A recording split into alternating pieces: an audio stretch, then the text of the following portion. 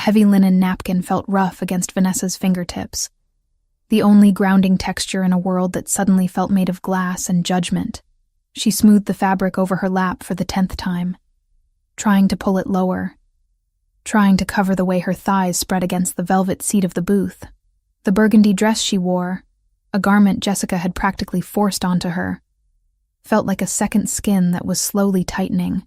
It was a beautiful color, deep and rich like old wine, but the cut was unforgiving. It clung to the curve of her hips and the soft swell of her stomach, leaving nothing to the imagination. Vanessa took a sip of water, her hand trembling slightly. She checked the antique clock on the wall of Le Magnifique. 20 minutes past 8. He was late. Or more likely, he wasn't coming at all. Why had she agreed to this? Desperation, she reminded herself. Pure, unadulterated desperation. The Sweet Haven bakery, the legacy her grandmother had left her, was drowning in red ink. The ovens needed repairs. The rent had hiked up by 15%, and the suppliers were demanding payments she simply didn't have. When Jessica had called, practically breathless with excitement about a business associate of her husband, who was looking for a companion and was known to be generous, Vanessa had hesitated. But then the final notice from the bank had arrived in the morning mail, printed on that stark, terrifying pink paper.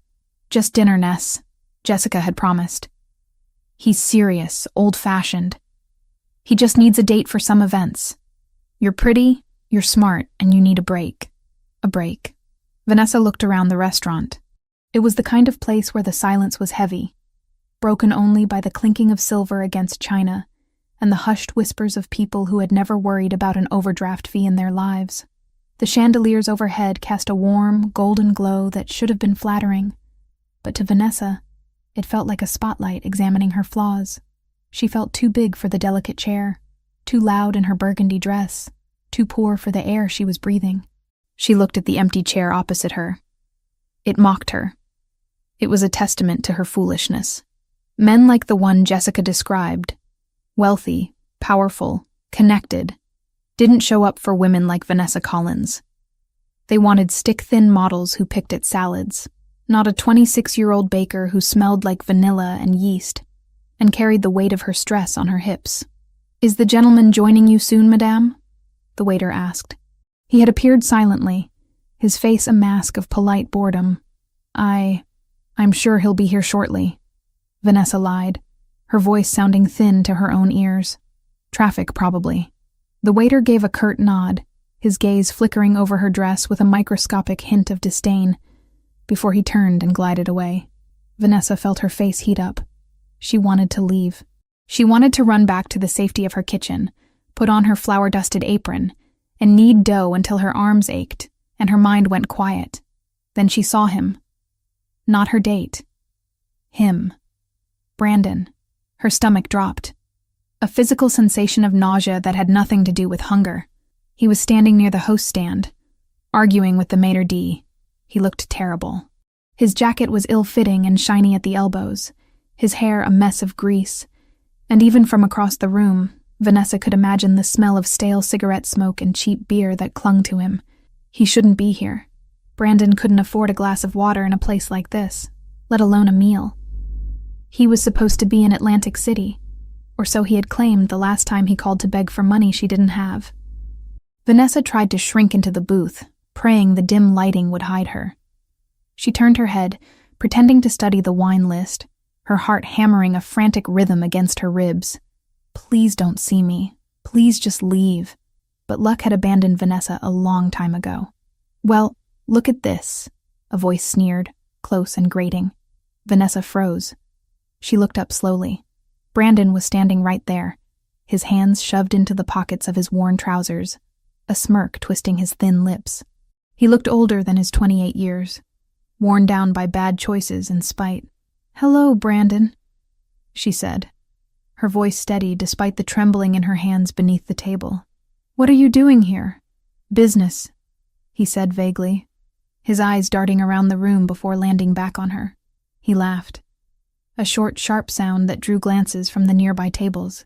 "But the real question is, what are you doing here, Nessie? Did you win the lottery? Or are you washing dishes in the back? I'm waiting for someone." she said, lifting her chin. She refused to let him see how small he made her feel. She refused to let him know that the mere sight of him brought back memories of shouting matches, broken plates, and the constant eroding criticism that had taken her years to rebuild from. Brandon looked at the empty chair opposite her. He scoffed, looking at the untouched setting, the full water glass, the bread basket that Vanessa hadn't dared to touch. Waiting, huh? He pulled the chair out. The legs scraped loudly against the parquet floor, a harsh sound that made Vanessa wince.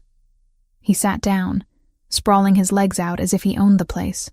Let me guess. He didn't show. He's running late, Vanessa insisted, though her conviction was crumbling. Brandon reached into the bread basket and tore off a chunk of artisan sourdough. He shoved it into his mouth, chewing with his mouth open, crumbs falling onto the pristine white tablecloth.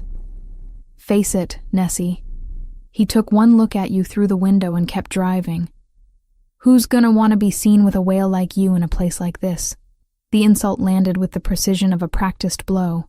Vanessa felt tears prick at the corners of her eyes, hot and humiliating. She gripped her napkin tighter, her knuckles turning white. Leave, Brandon, she whispered. Please, just leave.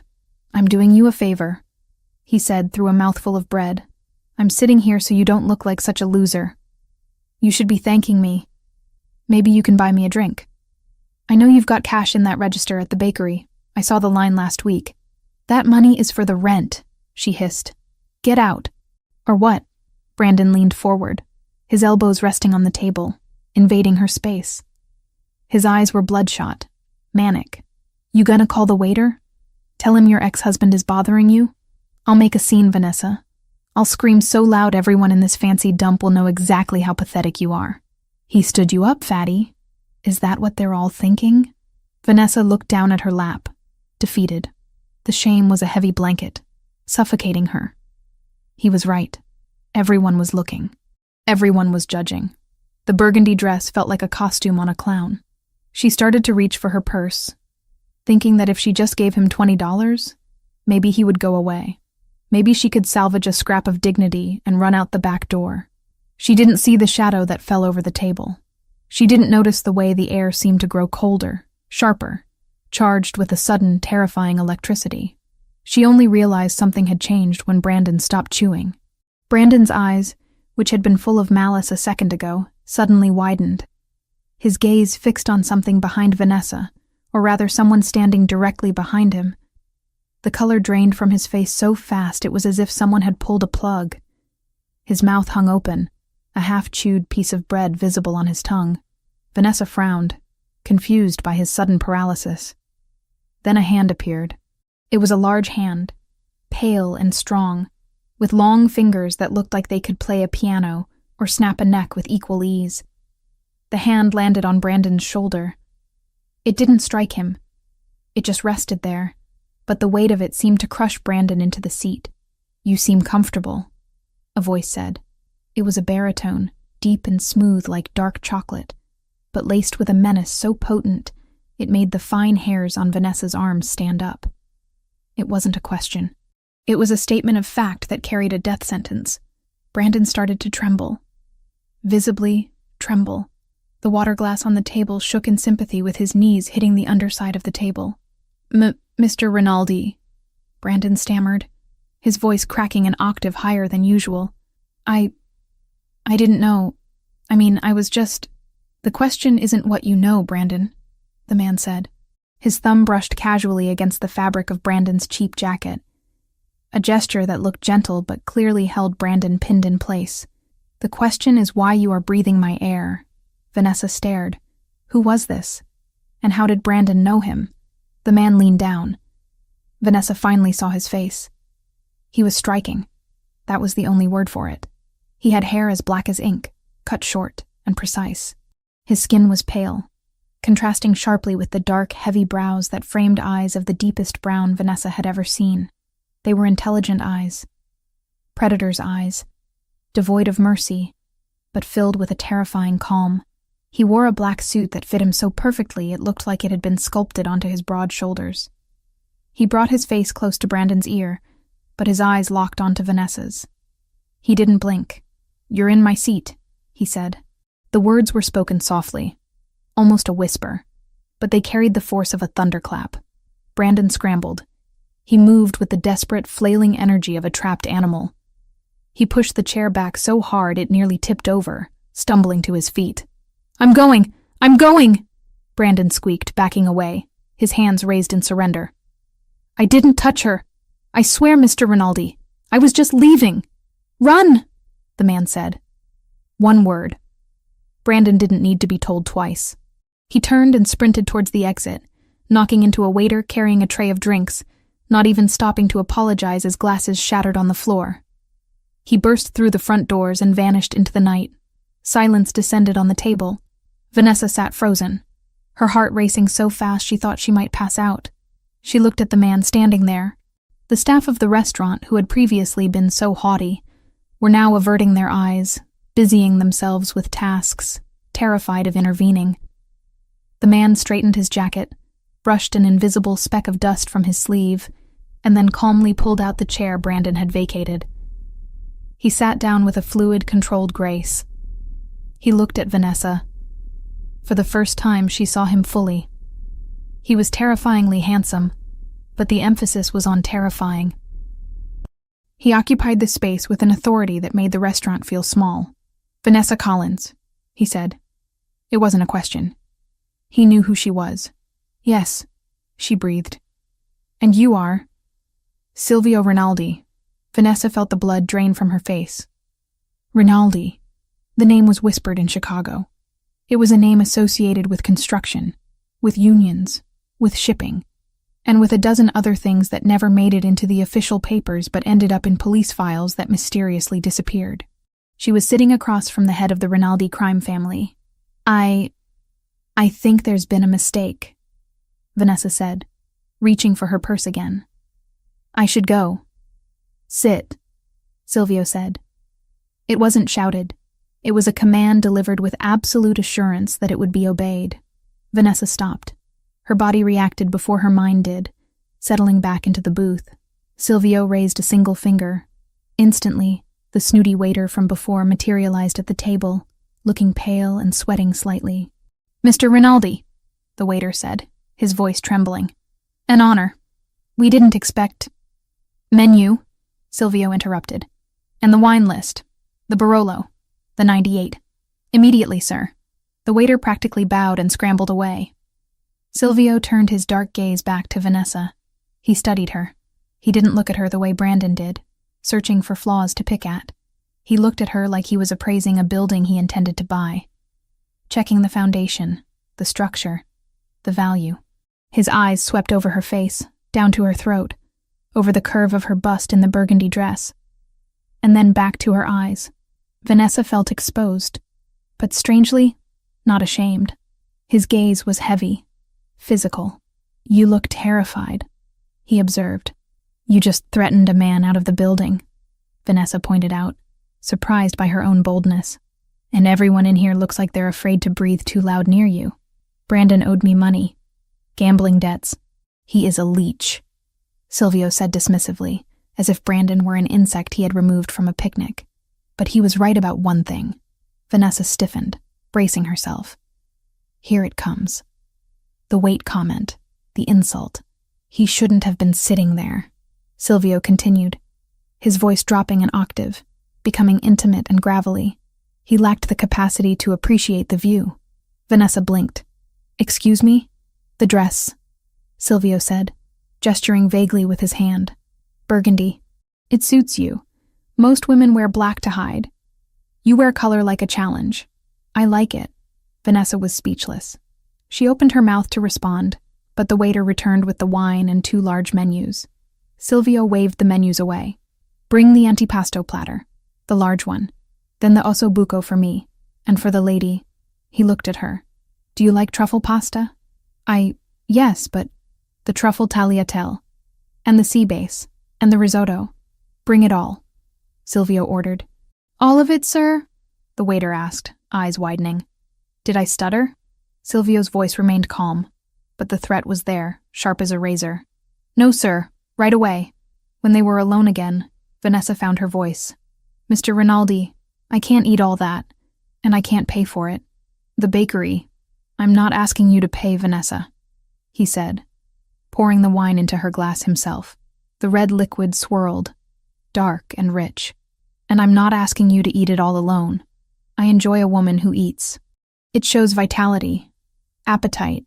He took a sip of his wine, watching her over the rim of the glass. Eat, drink. Then we discuss business. Vanessa took the glass. Her hand was steadier now. The surreal nature of the evening had numbed her panic into a strange curiosity. She drank. The wine was exquisite, velvet on her tongue.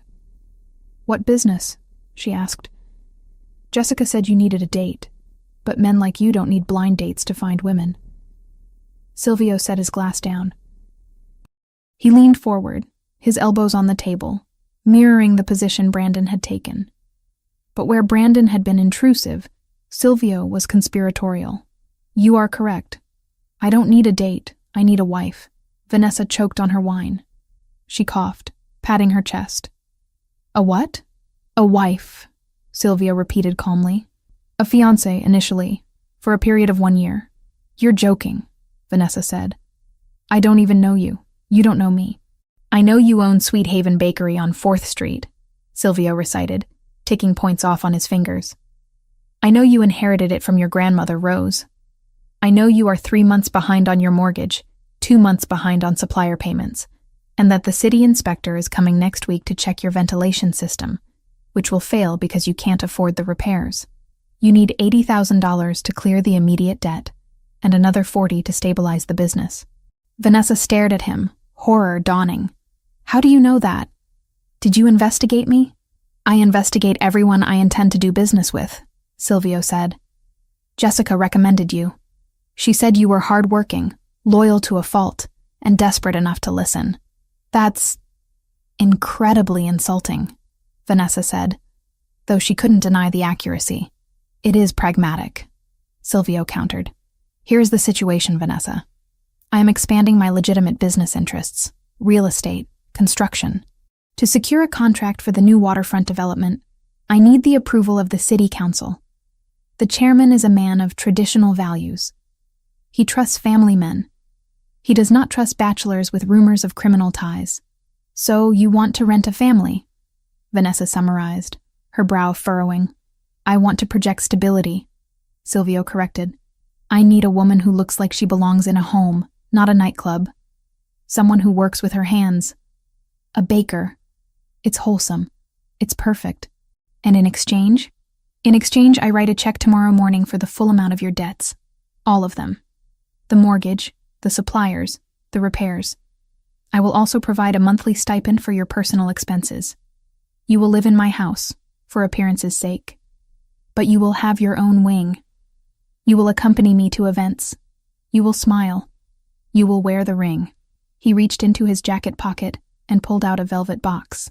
He placed it on the table and slid it across the white tablecloth. Vanessa looked at the box. It sat there like a bomb. And after the year is up? She asked. We divorce amicably. You keep the bakery, free and clear. You keep the stipend money you saved. We go our separate ways. And if I say no? Silvio leaned back. Then you finish your wine, I pay for dinner, and you go home. Next week, the inspector shuts down your bakery. The bank forecloses the month after. You lose your grandmother's legacy. He didn't say it with malice. He was just stating facts. It was a cold equation, and Silvio Rinaldi was a mathematician of power. The waiter arrived with the appetizers. Plates of cured meats, cheeses, olives, and warm focaccia filled the table. The smell was intoxicating. Vanessa's stomach roared, betraying her. She looked at the food. Then she looked at the velvet box. Then she looked at Silvio. He wasn't looking at the box. He was watching her face, his dark eyes reading every micro-expression. Why me? She asked softly. Really? There are thousands of women who would jump at this. Because when that piece of filth insulted you, Silvio said, his voice dropping to that dangerous, quiet register again. You didn't cry. You got angry. You told him to leave. You have a spine, Vanessa. I need a woman who can stand next to me and not crumble when the world gets loud and... Me, he paused, his gaze drifting over her shoulders, down to her arms. And I meant what I said about the dress. I have no interest in women who look like they might break if I hold them too tight. The air between them crackled. Vanessa felt a flush that had nothing to do with embarrassment, and everything to do with the raw masculine approval radiating from him. It was confusing. It was dangerous. But the alternative was losing Sweet Haven. The bakery was the only thing she had left of her grandmother. The only place she felt she belonged. Without it, she was just Vanessa, the divorced girl with the debt and the bad luck. She reached out and took the velvet box. The hinges snapped open. Inside, a diamond the size of a refined sugar cube glittered under the chandelier light. It was absurd. It was beautiful. "It's a business deal," Vanessa stated, needing to hear it aloud. "Strictly business. A contract," Silvio agreed. "I protect your bakery. You protect my image." Vanessa took a deep breath. She thought of the pink notice on her kitchen counter. She thought of Brandon's laughing face. She thought of the empty bakery she might never unlock again if she walked away. She picked up the ring. It was heavy. She slid it onto her finger. It fit perfectly. "You really ordered the risotto and the pasta?" she asked, her voice trembling slightly. Silvio's lips quirked.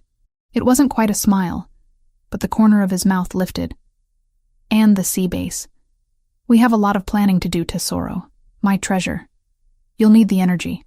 "Don't call me that," she said, picking up a fork. "If this is business, use my name. Vanessa," he corrected, dipping a piece of focaccia into olive oil. "Eat. The food here is the only thing worth the prices." Vanessa took a bite of the cheese. It was sharp and creamy. She looked at the man across from her, the monster who had just terrified her ex-husband into fleeing the state, the savior who was buying her life for a year. She took another bite. For the first time in months, the crushing weight on her chest felt a little lighter. She was sitting in the devil's chair, eating his food, wearing his ring. "So," she said, cutting into a slice of prosciutto, "tell me about this city council chairman we need to fool." Silvio's eyes glinted with something that looked suspiciously like respect. He raised his glass. "His name is Patterson, and he is going to love you." Vanessa clinked her glass against his. The sound rang out clear and sharp, signaling the end of her old life and the beginning of something far more perilous. She didn't know yet that the danger wouldn't come from the man sitting across from her, but from the world he inhabited. For now, she just ate. And Silvio Rinaldi watched her with the patience of a wolf that had finally found its mate, even if neither of them admitted it yet. The waiter returned with the main courses, eyes widening as he found space for the steaming plates of risotto and the rich, dark osso buco. Vanessa felt self-conscious for a fleeting second as the plates piled up, but Silvio caught her eye. He didn't speak, but his gaze was an anchor. "You are in my seat," his eyes seemed to say, "and in my seat, you do as you please." She picked up her fork and dug into the risotto. It was creamy, rich with truffle oil. She moaned softly at the taste, closing her eyes for a second. When she opened them, Silvio was staring at her mouth, his pupils blown wide. He took a slow sip of his wine, never breaking contact. "Good?" he asked. "Incredible," she admitted. "Good," he said, his voice rough. "I intend to make sure you are satisfied, Vanessa. In all aspects of our agreement." Vanessa felt a shiver race down her spine. The line between business and whatever this was had just blurred, and the ink on the verbal contract wasn't even dry. But as she looked at the ring flashing on her hand, and the man who commanded the room with a tilt of his head, she decided she wouldn't run. She would stay. She would eat. And she would survive. The morning edition of the Chicago Tribune lay open on the stainless steel counter of Sweet Haven Bakery, the paper edges curling slightly from the heat of the ovens. The headline was bold, presumptuous, and impossible to ignore. Rinaldi's secret romance, the boss, and the confectioner. Beneath the text sat a grainy but undeniable photograph taken the previous night. It showed Silvio Rinaldi guiding Vanessa out of Le Magnifique, his hand placed possessively on the small of her back. The camera had caught her profile, the curve of her jaw, and the glint of the massive diamond on her finger, but it was the way Silvio loomed over her, protective, substantial, and terrifying, that dominated the frame. Vanessa stared at the image, her hands buried deep in a mound of sourdough. The rhythmic motion of kneading was usually her meditation, the only way to quiet the anxious hum in her mind. But today, even the familiar texture of the dough couldn't ground her. She looked at the ring on her left hand. It was coated in a fine layer of white flour, dulling its brilliance, but the weight of it remained constant. It felt heavier than the cast-iron skillets she hauled from the back room.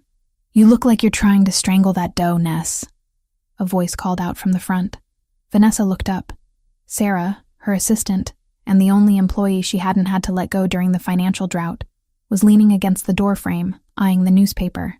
"It's just strange," Vanessa admitted, pushing a stray lock of hair back with her forearm to avoid getting flour on her face. "Seeing myself there, next to him, it looks like a movie poster for something bad. It looks like you won the lottery," Sarah corrected, walking over to tap the picture of the diamond. "Do you know what people are saying? They're saying he's finally settling down, that he bought out your debt because he's smitten. If they only knew. If they only knew he's doing it to impress a city council chairman," Vanessa muttered, punching the dough down one last time. "It's a costume, Sarah. The ring, the dress, the dinner. It's all just high-stakes theater." "Well, the theater just paid our electricity bill," Sarah reminded her gently.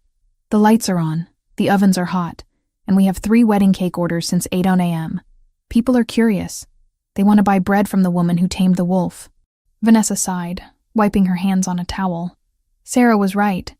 The influx of cash Silvio had transferred that morning, an amount so large it made Vanessa dizzy to look at the banking app, had solved every immediate problem. The red ink was gone. The threat of eviction had evaporated. But in its place was a new kind of pressure. She was no longer just a baker. She was public property, and she was the declared property of a man who made police officers nervous. Across town, in a dilapidated apartment complex that smelled of mildew and stale grease, the newspaper had a very different effect. Brandon sat on the edge of a mattress that had seen better days, his hands shaking as he held the page up to the light of a flickering bulb. He read the headline again. Then he looked at the picture.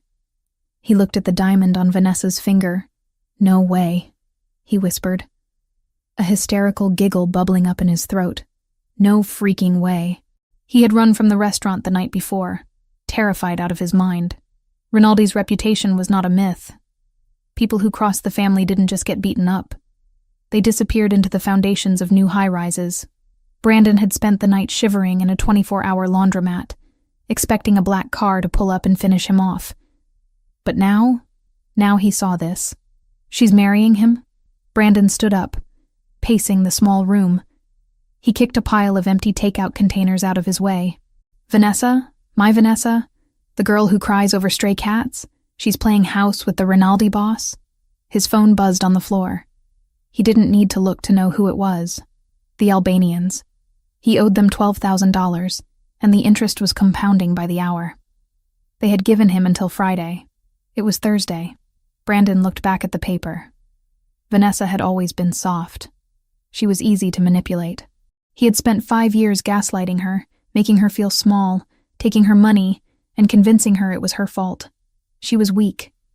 Even with Rinaldi in the picture, Brandon reasoned, she was still Vanessa.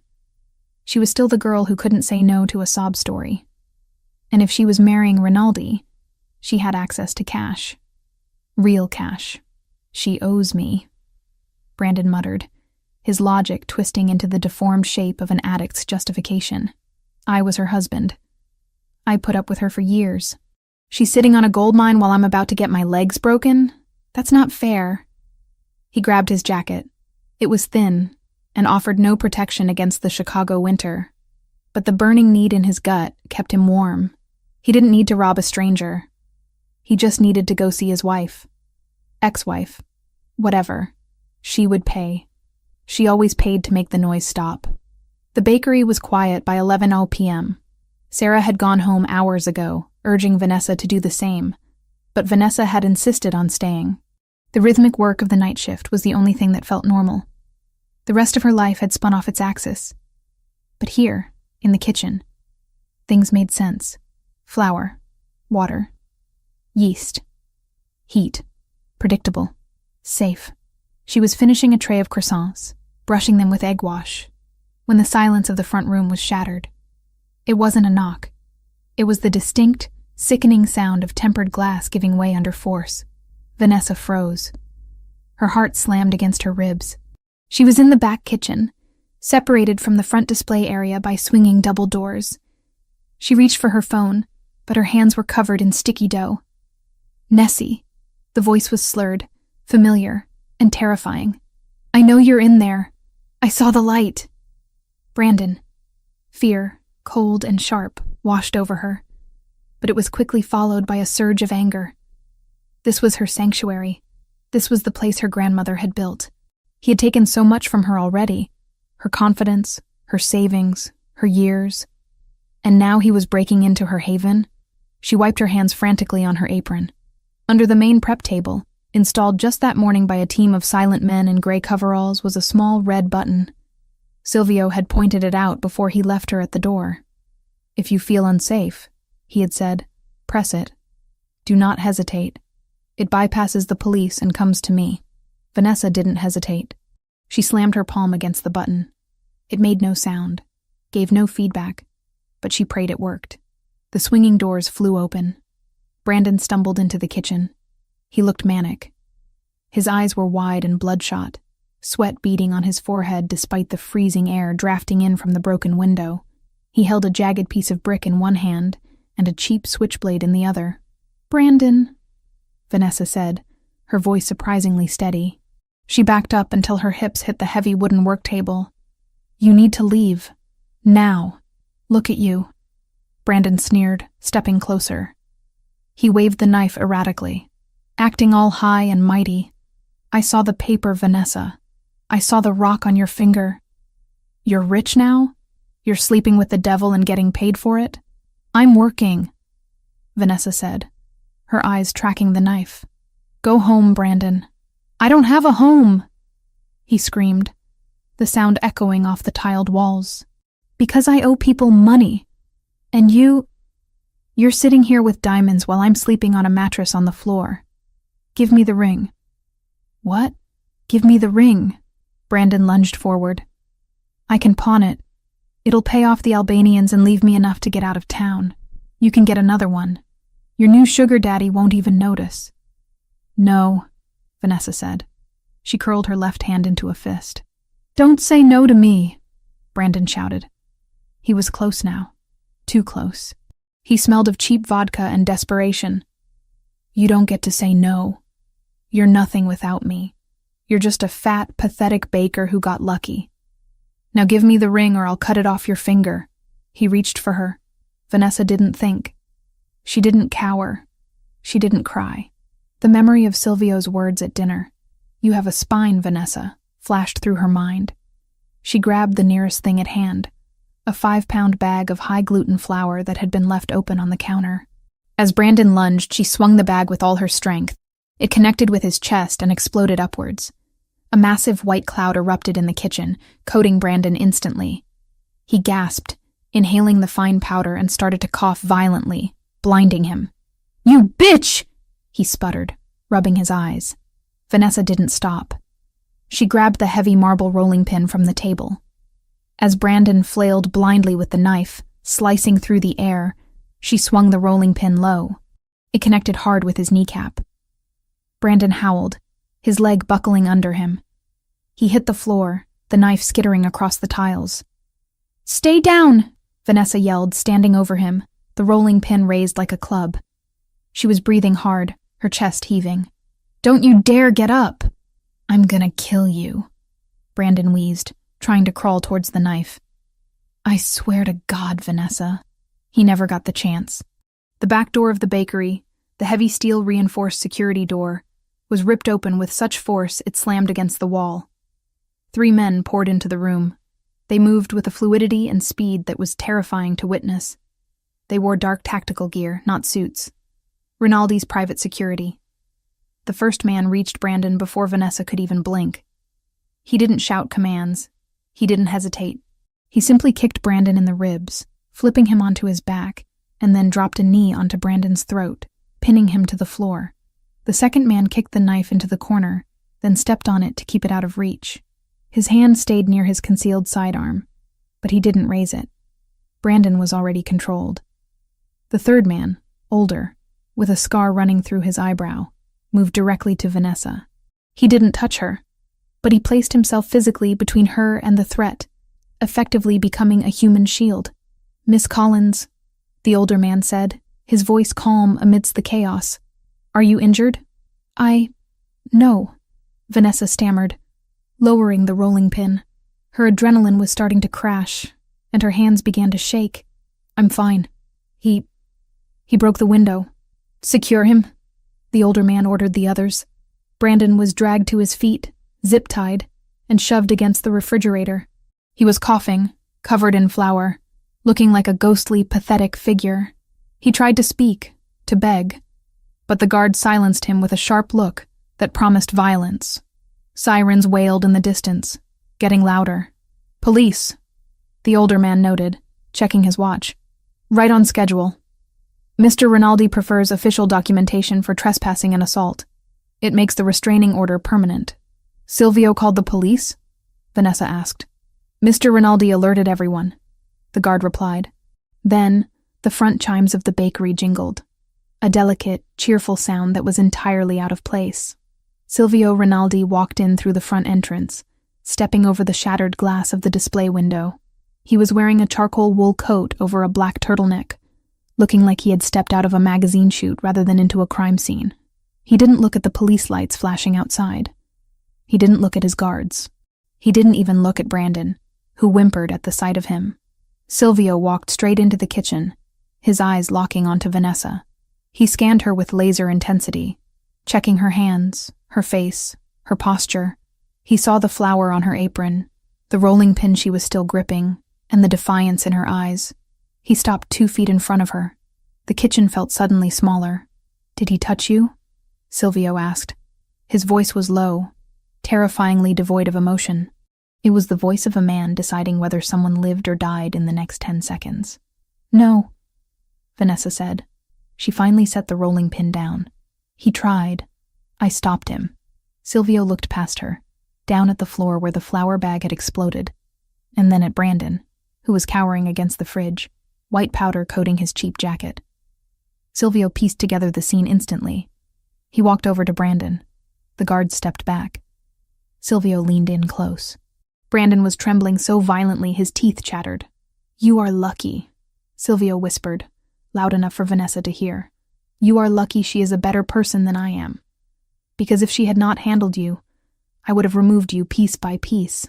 I just wanted the ring," Brandon sobbed. "I owe the Albanians. They're going to kill me." Silvio straightened up, a look of disgust crossing his face. "The Albanians are a business problem. You are a pest. The police will take you now. You will go to jail for breaking and entering, attempted robbery, and assault. And inside, you will pray that I do not decide to reach you there." He signaled the guards. They dragged Brandon out the back door, just as the uniformed officers entered the front. Silvio turned his back on the commotion, focusing entirely on Vanessa. He took a handkerchief from his pocket and reached out, gently wiping a smudge of flour from her cheek. His touch was warm, startlingly tender after the violence of his words. "This is unacceptable," he stated. "I handled it," Vanessa said, trying to stop her knees from shaking. "I used the button. It worked. The button was a contingency. The glass should have been reinforced. The perimeter was weak." Silvio looked angry, but Vanessa realized with a jolt that he wasn't angry at her. He was angry at himself. "I underestimated his desperation. That was a mistake. I do not make mistakes twice." "It's over, Silvio. He's going to jail." "He is a symptom," Silvio said dismissively. "The window is broken. Your security is compromised. You cannot stay here tonight. I have to prep the dough for tomorrow," Vanessa argued weakly. "I can't just leave. The bakery is a crime scene. The police will seal it for the night. My team will board up the window and have a contractor here at 6:00 a.m. to replace the glass with bulletproof laminate." He grabbed her hand, the one with the ring, and squeezed it gently. "You are coming with me." "With you?" To your house? To my home, where I have walls that do not break, and men who do not let ex-husbands walk through the front door. His tone brooked no argument. Pack a bag, Vanessa. Just the essentials. You are not sleeping here again. Vanessa looked around her kitchen. The flour on the floor, the broken glass, the remnants of violence violating her safe space. She realized he was right.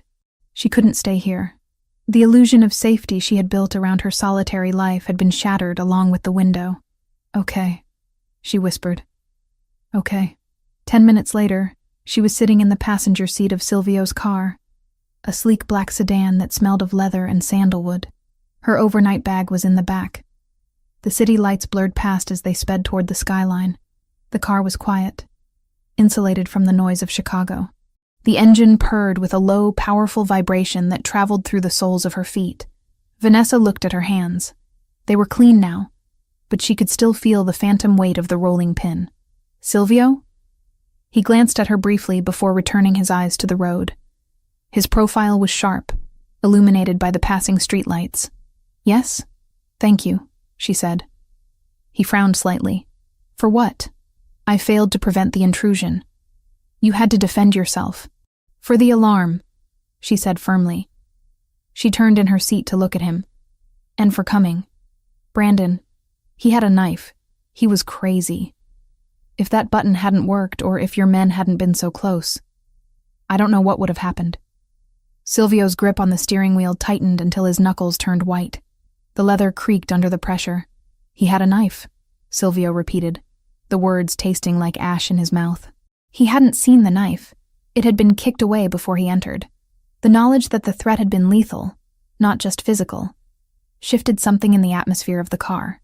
Yes, but I'm okay, Vanessa said softly. Because of you. So thank you. I mean it. I'm not used to anyone having my back. Silvio slowed the car as they approached the private ramp of a high-rise building. He stopped the vehicle at the security checkpoint, waiting for the gate to rise. He turned to her fully then. His dark eyes searched hers, looking for the lie, for the sarcasm, for the resentment he was used to seeing in people who owed him favors. He found none. He found only genuine, exhausted gratitude. She wasn't blaming him for the danger his world had brought to her door. She was thanking him for the shield he had offered. It disarmed him. You fought back, he said, his voice quiet in the cabin. You blinded him and you broke his knee. I grew up with 3 brothers and a grandmother who didn't take excuses, Vanessa said with a tired smile. And I really love that bakery. I wasn't going to let him rob me. Silvio reached out. For a second, Vanessa thought he was going to touch her face again. Instead, he took her hand, lifting it to inspect the knuckles, checking for bruises she might have missed. You are a dangerous woman, Vanessa Collins, he murmured. My men said you looked like a Valkyrie covered in flour. Is that a compliment? In my world. Silvio brought her hand to his lips, brushing a kiss against her knuckles that sent a jolt of electricity straight to her heart. It is the highest compliment possible. The gate rose. Silvio drove the car into the underground sanctuary of his building. We are here, he announced. My penthouse is on the top floor. You will have the guest suite. It has a lock on the inside. You are safe now. Vanessa nodded, feeling a heavy wave of fatigue finally crash over her. What about Brandon? You said the Albanians. Brandon is in police custody, Silvio said, his voice hardening. He is safe from the Albanians for tonight. But the Albanians, they are a different problem. They saw the news too. They know you are with me. Does that mean I'm a target? It means, Silvio said, killing the engine and plunging them into darkness, that you are the most valuable thing in this city right now. And I do not let anyone touch what is mine. The possessiveness in his voice should have terrified her. It was primal, archaic, but after the glass, the knife, and the cold wind of the broken window, Vanessa didn't feel fear. She felt, for the first time in her life, completely and utterly protected. She opened the door. Then lead the way, Silvio. I'm tired of fighting alone. Silvio got out and walked around the car to open her door, offering her his hand. As she took it, she realized that the contract, the business deal for 1 year, had already shifted. It wasn't just about appearances anymore. He had given her a weapon, and she had used it. They were partners in violence now. And as they walked toward the elevator, Vanessa Collins, the baker who wore burgundy to defy the world, realized she didn't want to let go of the mafia boss's hand. The penthouse was not a home. It was a glass cage suspended 50 stories above the Chicago skyline. Everything in Silvio Rinaldi's sanctuary was sleek, monochrome, and cold. The floors were polished black marble that seemed to swallow the light. The furniture was angular Italian leather that looked uncomfortable to sit on. And the walls were adorned with abstract art that cost more than Vanessa's entire bakery, but evoked zero emotion. There were no photographs, no knickknacks, no signs that a human being actually lived there, only that a very wealthy ghost haunted the premises. Vanessa had been living in the guest wing for 3 days, and the silence was beginning to itch under her skin. She had spent the first 24 hours sleeping, the adrenaline crash from the break-in leaving her comatose. But now, she was awake. She was restless. And she was hungry. More importantly, she needed to bake. It was a compulsion, a way to reclaim control when her world felt like it was spinning off its axis. When Silvio stepped out of the private elevator at 7 in the evening, loosening his silk tie, he stopped dead in his tracks. He didn't smell the usual sterile scent of ozone and expensive cleaning products. He smelled garlic. He smelled roasting tomatoes. He smelled yeast and caramelized sugar. He walked into the open-concept kitchen, a space that was usually pristine and empty, and found chaos. Vanessa was there, wearing one of his spare black t-shirts that hung loosely over her leggings, her hair tied up in a messy bun secured with a chopstick. She had music playing from her phone, some old Motown track, and she was dancing slightly as she pulled a tray of focaccia out of the industrial oven. "What are you doing?" Silvio asked. Vanessa jumped, nearly dropping the tray. She spun around, breathless, her face flushed from the heat of the oven. "Jesus, you move like a vampire." "Put a bell on, Rinaldi." Silvio walked further into the room, eyeing the flour dusted across his black granite countertops. "You are cooking." "I'm stress baking," she corrected. "And then I got hungry. And I assumed you eat something other than the souls of your enemies, so I made lasagna, from scratch. The pasta sheets are drying over there." She pointed to a rack she had improvised using 2 chairs and a broom handle. Silvio stared at the broom handle. "You have improvised drying racks in a kitchen that cost $500,000. Well, your kitchen has 42 different knives, but not a single pasta dryer. It's a disgrace," she retorted, turning back to the focaccia and brushing it with olive oil and rosemary. "Dinner is in 20 minutes. Go wash up. You look like you've had a day." Silvio didn't move. He watched her. He was used to coming home to silence, or to a housekeeper who made herself invisible. He wasn't used to life. Vibrant, messy, loud life. "I usually order in," he said. "Not tonight," Vanessa stated firmly. "Sit, eat. Consider it part of the Happy Domestic Fiancé performance review." 20 minutes later, Silvio Rinaldi, the boss who controlled the unions and the shipping docks, was sitting at his kitchen island, eating lasagna that burned his tongue and tasted like comfort. He ate silently, methodically, but with a growing intensity. Vanessa sat across from him, tearing into a piece of focaccia. She didn't pick at her food. She ate with genuine pleasure, closing her eyes as she chewed. "You're staring," she said without opening her eyes. "I have never seen a woman eat with such lack of inhibition," Silvio admitted. "Most women I dine with push the food around the plate." "Life's too short for salad without dressing, Silvio," she said, wiping a smudge of tomato sauce from her lip. "My grandmother used to say that you can't trust people who don't eat. It means they're hiding something." "I hide many things," Silvio said darkly. "Does that mean you don't trust me?" "I trust you to keep me safe," Vanessa replied, meeting his gaze. "I trust you to keep your word about the bakery. The rest? I think you're just lonely and you have too much money to know how to fix it." Silvio froze. The fork hovered halfway to his mouth. No one spoke to him like that. No one dared to analyze him, let alone pity him. But instead of anger, he felt a strange, twisting sensation in his gut. "Finish your wine," he said abruptly, standing up and taking his plate to the sink. "Tomorrow we have an appointment. You need clothes. The gala is coming up, and my team tells me you have nothing appropriate for the season." "I have clothes," Vanessa protested. "You have aprons and sweaters," Silvio corrected. "Tomorrow we go to Madame Elise's. Be ready at 10. Madame Elise's was not a store. It was a temple of exclusion. Located on the Magnificent Mile, it had no price tags, no sale racks, and a security guard who looked like he had served in special ops. The interior was all cream and gold, designed to make anyone who wasn't a size 0 feel large and intrusive. When Vanessa walked in, flanked by Silvio and 2 of his guards, the atmosphere in the boutique shifted instantly. The hush that fell over the room wasn't just respectful, it was terrified. Silvio didn't wait for a greeting. He walked to the center of the room and sat on a velvet ottoman, crossing his legs.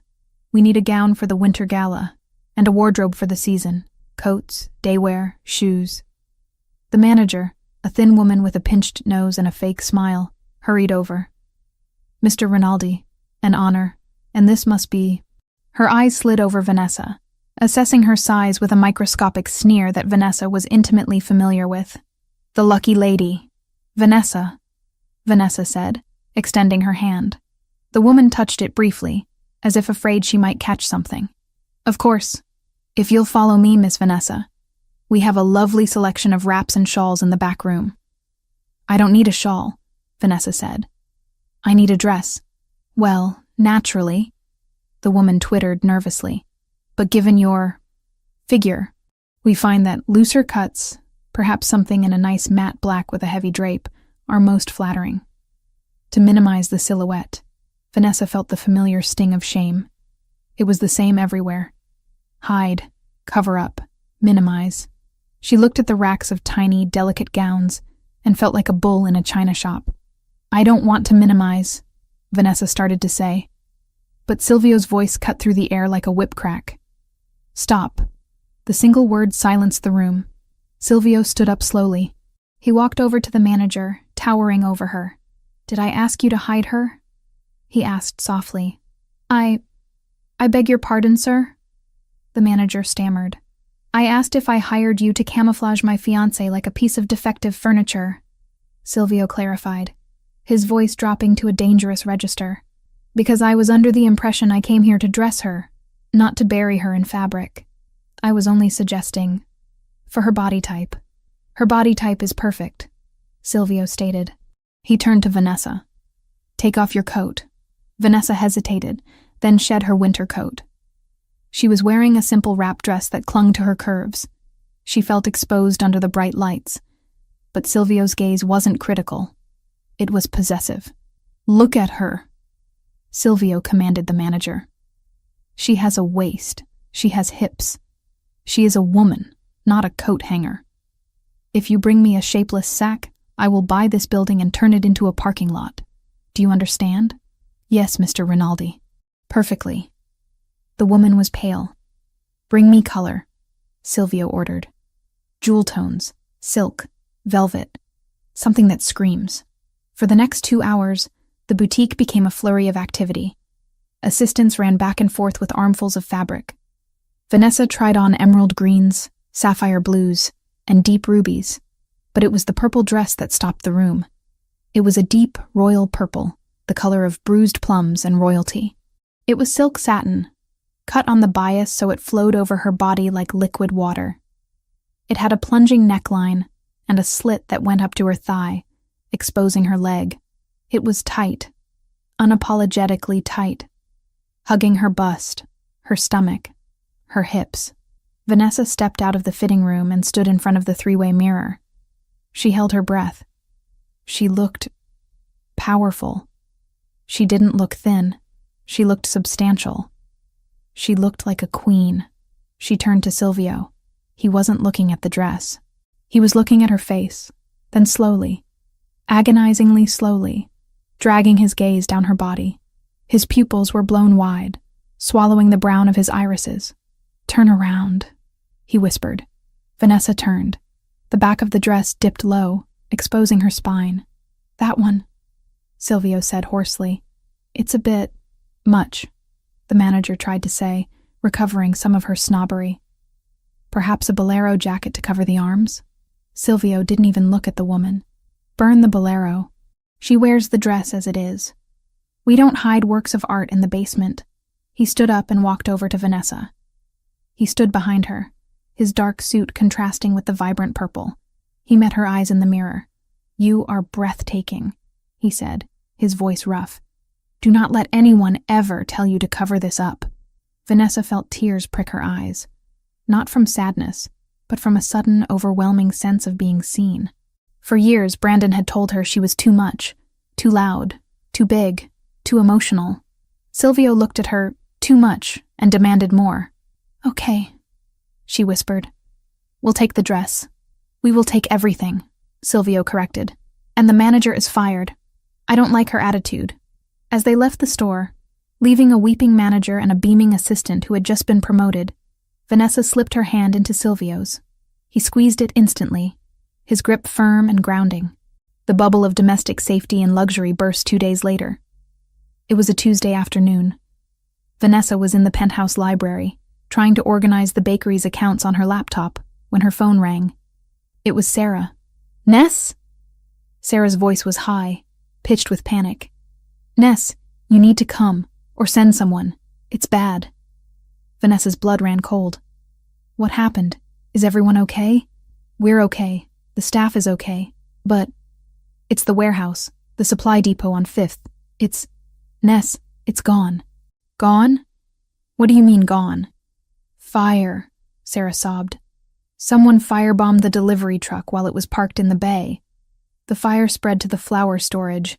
The sprinklers went off, but the water damage destroyed what the fire didn't.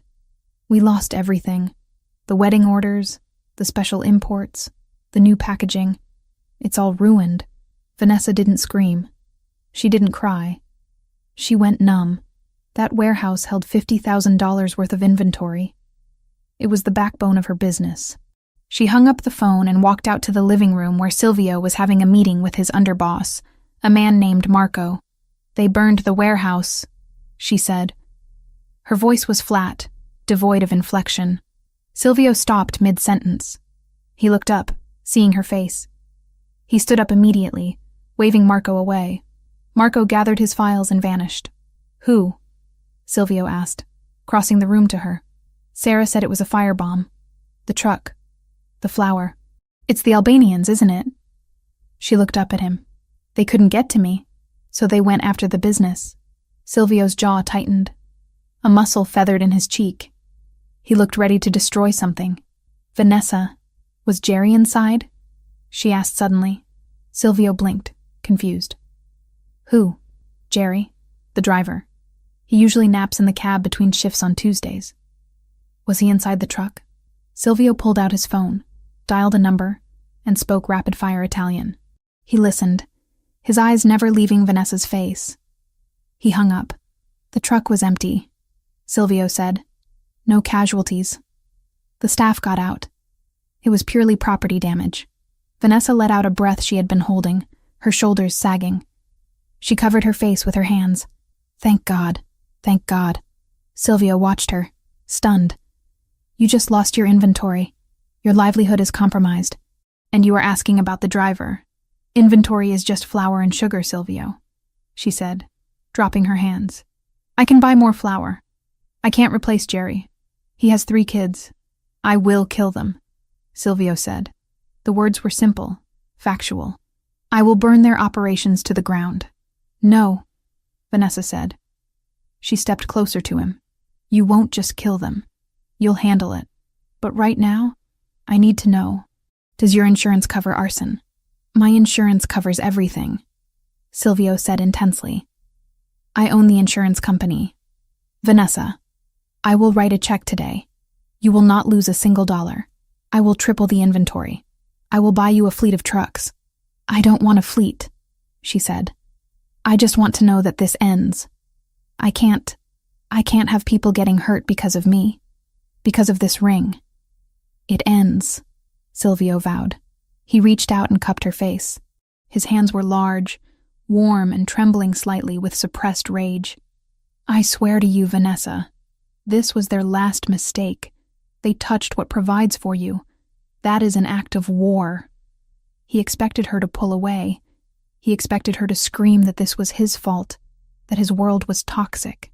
Instead, Vanessa leaned into his touch. She rested her cheek against his palm, closing her eyes. "Okay," she whispered. "I believe you. Just hold me for a minute. Please?" The vulnerability in her voice shattered his restraint. He pulled her against his chest, wrapping his arms around her so tightly it was almost painful. She buried her face in the crook of his neck, inhaling the scent of sandalwood and expensive tobacco. She didn't cry. She just drew strength from him, solid and unmoving as a mountain. "I've got you," he murmured into her hair. "I've got you." That night, the penthouse felt different. The air was charged, heavy with the unspoken violence of the day and the raw emotional intimacy that had followed. Silvio had spent the afternoon barking orders into his phone, organizing a retaliation that would be swift and silent. Vanessa had spent it coordinating with Sarah, reassuring her staff, and organizing temporary supplies from a friendly competitor. They had worked in parallel, a team operating in different trenches. Now, it was midnight. The city lights below were a carpet of diamonds. Vanessa stood by the floor-to-ceiling window in the living room, wearing a silk robe she had bought at the boutique. She was looking out at the darkness, thinking about the fire, about Brandon, about how her life had become a thriller novel. She heard Silvio enter. He didn't speak. He walked up behind her, close enough that she could feel the heat radiating from his body. But he didn't touch her. "You should sleep," he said softly.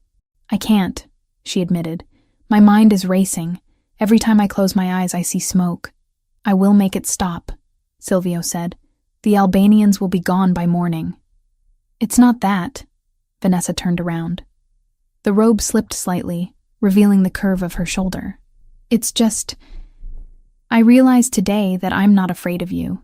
I should be. You're a dangerous man, Silvio. You talk about war like it's a business transaction. But when I heard about the fire, my first thought wasn't to run from you. It was to run to you." Silvio stared at her. His eyes were dark, unreadable pools. "You are running to a monster, Vanessa." "Maybe." She stepped closer. "But you're my monster. You protected me. You validated me. You stood up for me in that store when I couldn't stand up for myself. You ate my lasagna." A ghost of a smile touched his lips. The lasagna was excellent. "I'm tired of being scared, Silvio," she whispered. "I'm tired of feeling like I take up too much space. With you, I feel like I fit." Silvio groaned, a low sound in his throat. He reached out and grabbed her waist, pulling her flush against him. The contact was electric. "You fit," he growled. "You fit perfectly. Do you have any idea how hard it is to keep my hands off you? To play the gentleman? I am not a gentleman, Vanessa." "I don't want a gentleman," she said, her hands moving up to grip the lapels of his shirt. "I want the man who told me not to hide." Silvio didn't wait. He crashed his mouth down on hers. The kiss wasn't tentative. It was acclaiming. It was hungry and desperate, and filled with all the words they hadn't said. Vanessa opened to him, her hands tangling in his short hair, pulling him closer. He tasted of scotch and desire. He swept her up into his arms, carrying her effortlessly. Vanessa wrapped her legs around his waist, burying her face in his neck. He carried her to the master bedroom, a room she had never entered. It was dark, dominated by a massive bed with black silk sheets. He laid her down, following her down instantly, his weight a heavy, comforting blanket. "Tell me to stop," he warned, hovering over her, his eyes scanning her face. "Tell me to leave, and I will walk out that door and sleep on the floor." "Don't you dare," she breathed. He untied her robe. It fell open. Vanessa felt a flicker of the old insecurity. The bright lights of the city filtered in through the window. She wasn't wearing shapewear. She wasn't posing. She was just there, soft and curved and real. "Silvio, She started to cover herself. He caught her hands. He pinned them to the mattress above her head. "No," he commanded. "Look at me." She looked at him. "You are magnificent," he said, his voice thick with reverence. "Every inch of you. Softness where I am hard. Warmth where I am cold. He lowered his head and kissed the curve of her hip. Vanessa gasped. He kissed her stomach, murmuring Italian praises against her skin. He didn't rush past the parts of her body she had learned to hate. He lingered on them. He worshipped them. Beautiful. He whispered against her skin. A queen. When he finally entered her, it was slow, intense, and earth-shattering. There was no pain, only a sense of absolute fullness. Vanessa cried out, arching against him, and Silvio caught her cry with his mouth. Mine. He growled against her lips. You are mine, Vanessa. No one hurts you. No one touches you. I will burn the world before I let you go. I'm yours. She sobbed, clutching his shoulders. I'm yours. It wasn't just sex. It was a sealing of the pact. In the darkness of the penthouse, amidst the ruins of her bakery and the threats of a turf war, Vanessa Collins found her sanctuary. It wasn't in a building.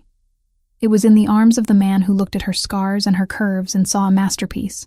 Afterward, they lay tangled in the sheets.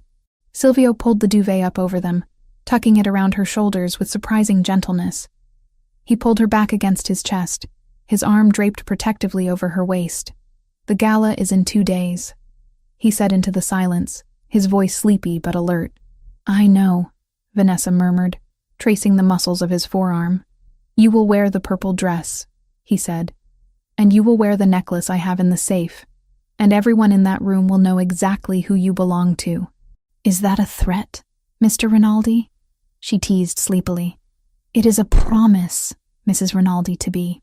He kissed the top of her head. Sleep now. Tomorrow we rebuild your empire. Tonight, you just rest. Vanessa closed her eyes. The fear of the Albanians was still there, lurking in the back of her mind. But as she drifted off to the steady rhythm of Silvio's heartbeat, she knew one thing for certain. She wasn't the victim anymore. She was the consort. And God help anyone who tried to burn her down again. The Rinaldi Foundation Winter Gala was not merely a party. It was a coronation, held in the grand ballroom of the Drake Hotel. It was the singular night of the year where the lines between Chicago's legitimate elite and its shadow rulers blurred under the cover of charity and champagne. For Vanessa, standing in front of the floor-to-ceiling mirror in the penthouse dressing room, it felt less like a celebration and more like preparing for battle. She smoothed her hands down the front of the dress Silvio had commissioned for her. It was not the purple silk she had worn at the boutique, though that hung in her closet like a trophy. This was something else entirely. It was liquid gold. The fabric was a heavy, metallic lame that looked like molten metal poured directly over her skin. It possessed no structure of its own, relying entirely on her body to give it shape. It clung to the slope of her breasts, cinched tight at her waist, and flared dramatically over her hips, cascading to the floor in a pool of shimmering light. It was a dress that demanded attention, a dress that refused to apologize for the space it occupied. Turn around. Silvio's voice came from the doorway. Vanessa didn't jump. She had grown used to the way he moved, silent as a panther on the marble floors. She turned slowly, the gold fabric catching the light with every movement. Silvio stood in the frame, wearing a tuxedo that fit him with lethal precision. The stark black of the wool made his skin look paler, his eyes darker. He stopped a few feet away from her, his hands twitching at his sides as if he were restraining himself from reaching out. He didn't say a word. He just looked. He looked at her with a hunger that made her knees weak, a raw, possessive intensity that stripped away the air in the room. Is it too much? Vanessa asked, her voice breathless. I feel like a walking Oscar statue. You look like a deity, Silvio corrected, his voice rough. He stepped closer, entering her personal space. You look like something men would start wars over. Gold was the right choice. It is the only metal precious enough to touch you. He reached into his jacket pocket and pulled out a long, flat velvet case. Turn around again, hair up. Vanessa obeyed, sweeping her heavy brown curls off her neck. She felt the cold metal of a necklace against her skin, followed by the warmth of Silvio's fingers as he fastened the clasp. Look, he commanded. Vanessa looked in the mirror. Resting against her collarbone was a necklace of yellow diamonds, heavy and intricate. It was a piece of jewelry that cost more than her entire neighborhood block. "Silvio," she whispered, touching the stones. I can't wear this. It's too much responsibility." "It is not a gift," Silvio said, his eyes meeting hers in the reflection. He placed his hands on her bare shoulders, his thumbs tracing the line of her neck. "It is a collar. Tonight, everyone in that room needs to know exactly who you are. You are not just my fiancé. You are the Rinaldi matriarch. You wear the family vault around your neck, so that the wolves know you are protected." "The wolves," Vanessa repeated, the reality of the evening settling in. The fire at the warehouse had been extinguished, the mess cleaned up, but the threat of the Albanian faction still loomed like smoke in a dark room. "Do you think they'll be there tonight?" "The Albanians were not invited, but their eyes will be watching," Silvio said, his expression hardening. "Security is tighter than the White House. I have 50 men in the perimeter. You are safe, Vanessa. I promise you." He turned her around to face him, his grip on her shoulders firm. "But you stay by my side. You do not go to the restroom alone. You do not step out for air. If you need anything, you tell me." "Understood." "Understood." She nodded. He leaned down and kissed her, careful not to ruin her lipstick, but the press of his mouth was firm, a seal of ownership. "Then let us go. The city is waiting to meet its queen." The ballroom was a sea of black ties and designer gowns, a cacophony of polite laughter and clinking crystal. The air smelled of expensive lilies and old money. When Silvio and Vanessa appeared at the top of the grand staircase, the room didn't just go quiet. It halted. Vanessa felt the weight of 300 pairs of eyes landing on her. A month ago, she would have wanted to shrink, to fold herself into a corner and disappear. She would have tugged at her dress, worried about the roll of her stomach or the width of her arms. But tonight, she felt the heavy gold fabric hugging her like armor. She felt the weight of the diamonds at her throat. And most importantly, she felt Silvio's hand on the small of her back. A burning brand of support. They descended the stairs. Flashbulbs popped from the press pen near the entrance, blinding white explosions that captured the moment. "Smile," Silvio murmured in her ear. "They are terrified of us. Let them see we are untouchable." Vanessa smiled. It wasn't the polite, apologetic smile of the girl who served cookies. It was a sharp, confident curve of her lips that she had learned from him. As they reached the floor, the crowd parted. People who wouldn't have looked twice at Vanessa Collins, the baker, were now clamoring to shake the hand of Vanessa Collins, the future Mrs. Rinaldi. "Silvio, wonderful to see you." A portly man with a red face and a sash indicating he was a city official bustled over. This was Councilman Patterson, the target of their entire charade. And this must be the lady responsible for domesticating the tiger, Vanessa. Silvio introduced her, his voice smooth as silk. "My fiancé, the heart of my home." "A pleasure, Councilman," Vanessa said, extending her hand. "Silvio speaks highly of your work with the zoning committee."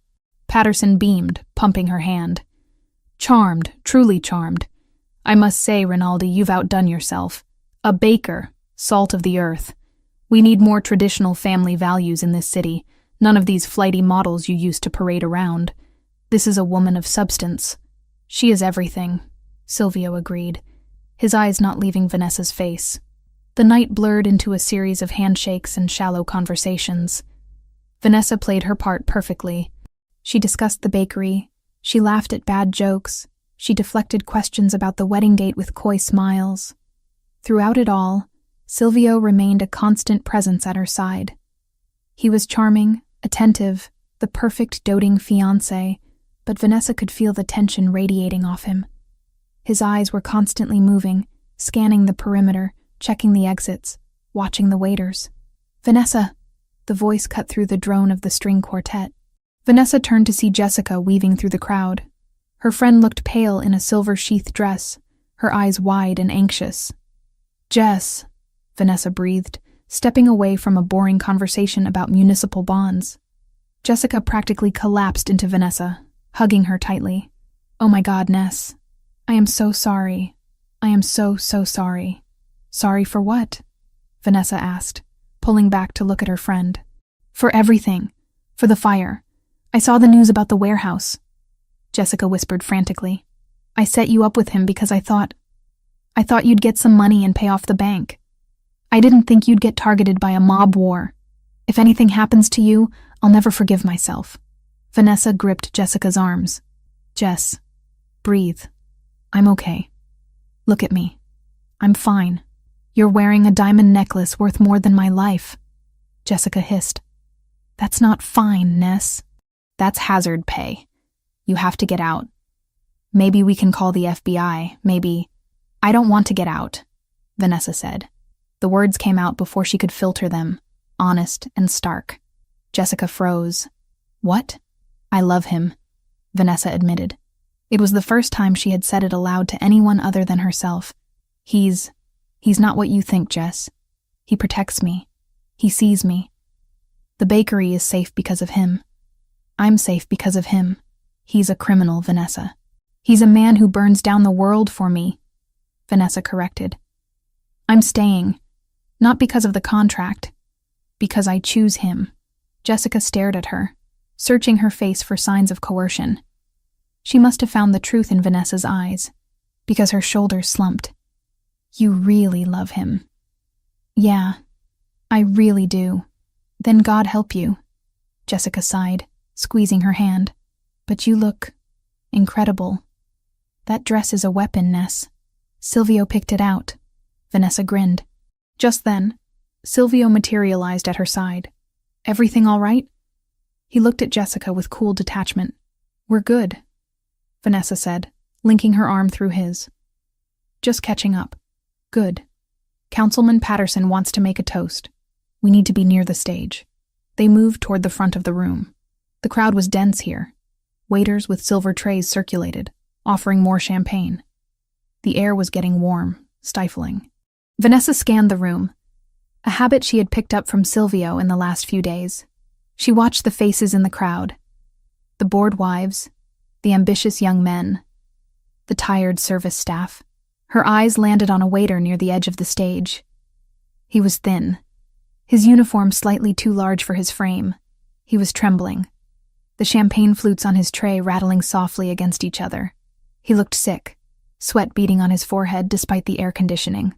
Vanessa frowned. There was something familiar about the slope of his shoulders, the nervous tick of his head. He turned slightly. It was Brandon. Vanessa's breath hitched. How?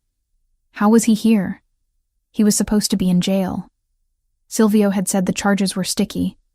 Breaking and entering. Assault. He shouldn't be out on bail. Silvio, she whispered, her fingers digging into his bicep. Not now, Tesoro. My treasure, Silvio murmured, his attention focused on the stage where Patterson was tapping a microphone. The speech is starting. Silvio, look, she hissed urgently. The waiter, at 3:00. Silvio turned his head, his annoyance vanishing instantly as he followed her gaze. He saw Brandon. His body went rigid, not with surprise, but with instant calculation. His hand tightened around her waist, subtle as a warning. Eyes forward, he murmured. Stay at my side. Brandon wasn't looking at them. He was looking at the crowd, his eyes darting wildly. He looked terrified. He wasn't acting like an assassin. He was acting like a cornered animal. He took a step forward, shouting something incoherent. You think you're better than me? Brandon screamed, his voice cracking. He threw the tray of champagne onto the floor. The crash of breaking glass silenced the room instantly. You're all filth. You think money makes you clean? The crowd gasped and recoiled. Security guards began to move in from the perimeter, pushing through the confused guests. It's a distraction, Silvio said, his voice ice cold. He wasn't looking at Brandon anymore. He was scanning the room, scanning the balconies, scanning the shadows. He is the bait. Brandon continued to scream, flailing his arms, drawing every eye in the room toward him. Look at me, I'm talking to you. Silvio grabbed Vanessa's waist. Get down, now. But Vanessa didn't drop. Her eyes were frantically searching the darkness of the mezzanine level, the balcony that overlooked the ballroom. Why use a loud, unstable ex-husband unless you wanted everyone looking down and to the left? She saw it. A tiny, almost invisible glint of light from the velvet curtains on the balcony. And then, a small red dot. It danced across the black lapel of Silvio's tuxedo, settling directly over his heart. Time seemed to stretch and warp. The sound of Brandon screaming faded into a dull roar. The music had stopped. The only thing Vanessa could see was that red dot, the harbinger of death. Silvio was distracted, pushing her behind him, putting his body between her and Brandon, assuming the threat was the lunatic on the floor. He didn't see the laser. He was protecting her from the wrong direction. "Silvio!" she screamed. She didn't think about the dress. She didn't think about the diamonds. She didn't think about fear. She threw herself at him. She wasn't a small woman. She hit him with the full force of her weight, driving her shoulder into his chest. Silvio, caught off guard and unbalanced, toppled backward. They hit the marble floor hard, Vanessa landing on top of him. Crack. The sound wasn't like a gunshot in a movie. It was a sharp, percussive snap that sounded like a whip breaking the sound barrier. Something tore through the air where Silvio's chest had been a millisecond before. The bullet slammed into the heavy oak chair behind them, shattering the wood into splinters. The ballroom erupted into chaos. Screams tore through the air. People dropped to the floor, covering their heads. "Stay down!" Silvio roared. He flipped them over instantly, pinning Vanessa to the floor with his body. He covered her completely, shielding her head with his hand, his other hand reaching into his jacket for the gun he wasn't supposed to have but always carried. "Did they hit you?" he demanded, his face inches from hers. His eyes were wild, black holes of terror. "Vanessa, did they hit you?" "No," she gasped. The wind knocked out of her. "The balcony! It came from the balcony!" More shots rang out, but these were different. Rapid, controlled bursts. Rinaldi's security team was returning fire. Silvio didn't look up. He kept her pinned, his body a human barricade. He was murmuring a stream of curses in Italian, a prayer of violence. "Clear! The balcony is clear!" A voice shouted over the comms earpiece Silvio was wearing. "Secure the exits! No one leaves!" Silvio barked back. Slowly, the chaos subsided into the whimpering of terrified guests and the shouting of security teams. Silvio sat up, but he kept a hand on Vanessa's chest, keeping her down. He scanned her frantically. "Are you hurt?" "Tell me." "I'm okay," Vanessa said, trying to sit up. My arm stings." Silvio looked at her arm. The gold dress was ripped near the elbow. Blood was welling up, bright red against the metallic fabric, dripping onto the white marble floor. "You're shot," Silvio choked out, his face draining of all color. Vanessa looked at the wound. She saw a shard of crystal embedded in her skin. No, it's glass. From Brandon's tray. I landed on the glass. She reached to pull it out, but Silvio caught her hand. "Don't touch it. Do not touch it." He looked at the blood. Her blood. On the floor of his event. The transformation in him was terrifying. The concern vanished, replaced by a cold, demonic rage that made the temperature in the room seem to drop 10 degrees. He stood up, pulling Vanessa with him, but keeping her tucked into his side so tightly it hurt. He looked across the room. Brandon was on the ground, zip-tied again, pinned by 2 guards. He was sobbing, shouting that he didn't know about the gun, that they forced him, that he just wanted his debt cleared. Silvio didn't even look at him. He looked up at the balcony where his men were dragging a body away. The sniper. "Marco," Silvio said. His voice wasn't loud, but it carried. Marco appeared, looking grim. "Boss, we got the shooter. Albanian contractor. He's dead. Brandon is in custody. We're locking down the hotel. Get the car," Silvio ordered. "Take Vanessa to the house. Get the doctor." "Silvio, I'm fine," Vanessa protested, though her arm was throbbing nastily. "It's just a cut." Silvio turned to her. He took her face in his hands.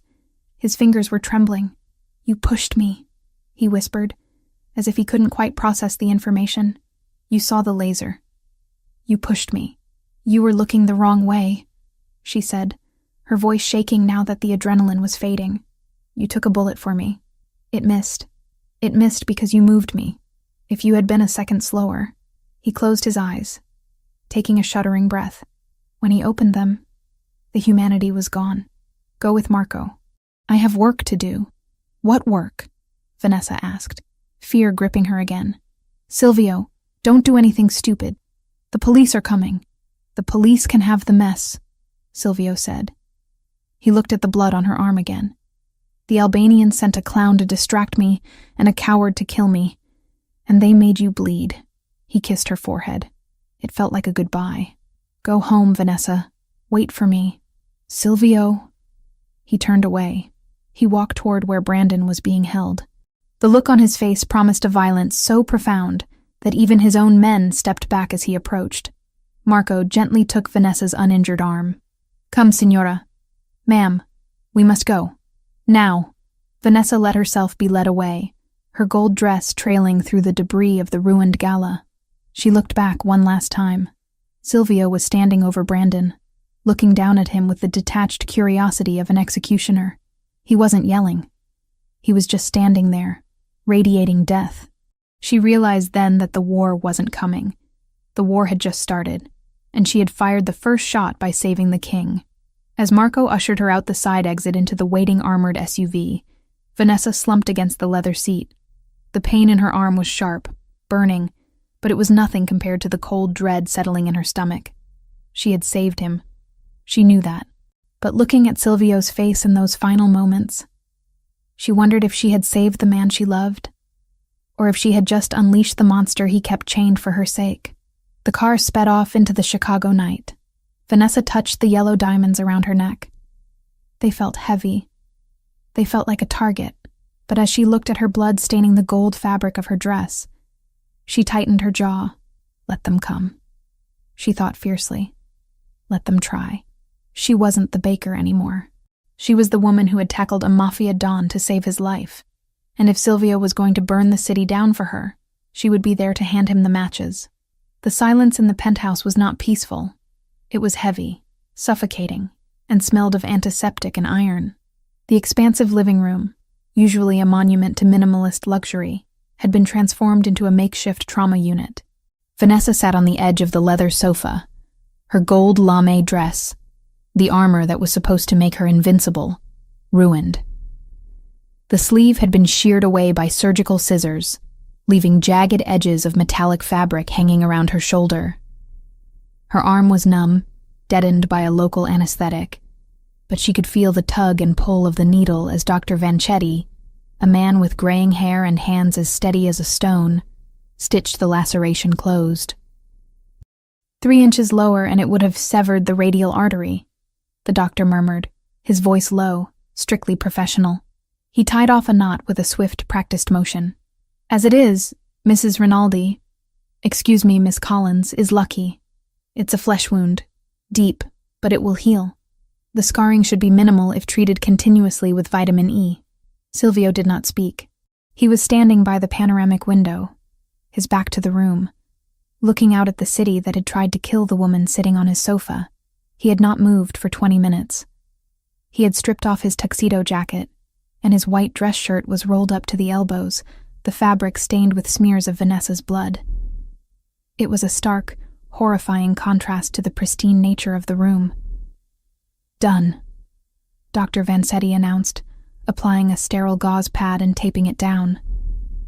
He began to pack his instruments into a black leather bag. She needs rest, fluids, and no heavy lifting for 2 weeks. I'll leave a prescription for painkillers, but I suspect she's in shock. Monitor her breathing tonight. Leave us, Silvio said.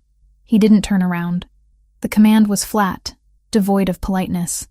Of course, Mr. Rinaldi. Call if there is bleeding. The doctor nodded to Vanessa, a look of pity in his eyes, and hastily retreated toward the elevator, escorted by Marco. When the elevator door slid shut, the silence returned, louder than before. Vanessa touched the bandage on her arm. The numbness was starting to fade, replaced by a dull, throbbing ache that pulsed in time with her heartbeat. She looked at Silvio's back. The muscles in his shoulders were coiled so tight they looked painful, straining against the fine cotton of his shirt. Silvio, she whispered. He flinched. Visibly flinched, as if her voice were another bullet. He turned around slowly, His face was a mask of cold, devastating fury, but Vanessa knew him well enough now to see the cracks. His eyes, usually so sharp and calculating, were hollow. He looked at her arm, then at the ruined dress, and finally at her face. He looked like a man surveying the wreckage of his own soul. "You are leaving," he stated. Vanessa blinked, confused by the sudden pivot. "What?" "The contract is void," Silvio said, walking toward the kitchen island where a decanter of whiskey sat. He poured a glass but didn't drink it. He just gripped the crystal tumbler until his knuckles turned white. "I have transferred the full agreed amount plus a severance bonus to your offshore account. The bakery is paid for. The deed is in your name. You have enough money to move to Europe, buy a villa in Tuscany, and never work another day in your life." "Silvio, stop," Vanessa said, trying to stand up. A wave of dizziness hit her, and she swayed. "Sit down," he roared, the sudden volume making her jump. He composed himself instantly, but his voice shook. "Sit down, Vanessa. Do not move." "I'm not going to Europe," she said, her voice trembling but stubborn. She sank back onto the sofa. "We have a deal. 1 year. The deal was protection." Silvio slammed the glass down on the counter. Ideally, it would have shattered, but the heavy crystal just made a dull, thudding sound that echoed like a gavel. "The deal was that I fix your life, and you fix my image. I did not hire you to bleed on my floor. I did not hire you to take a bullet meant for me.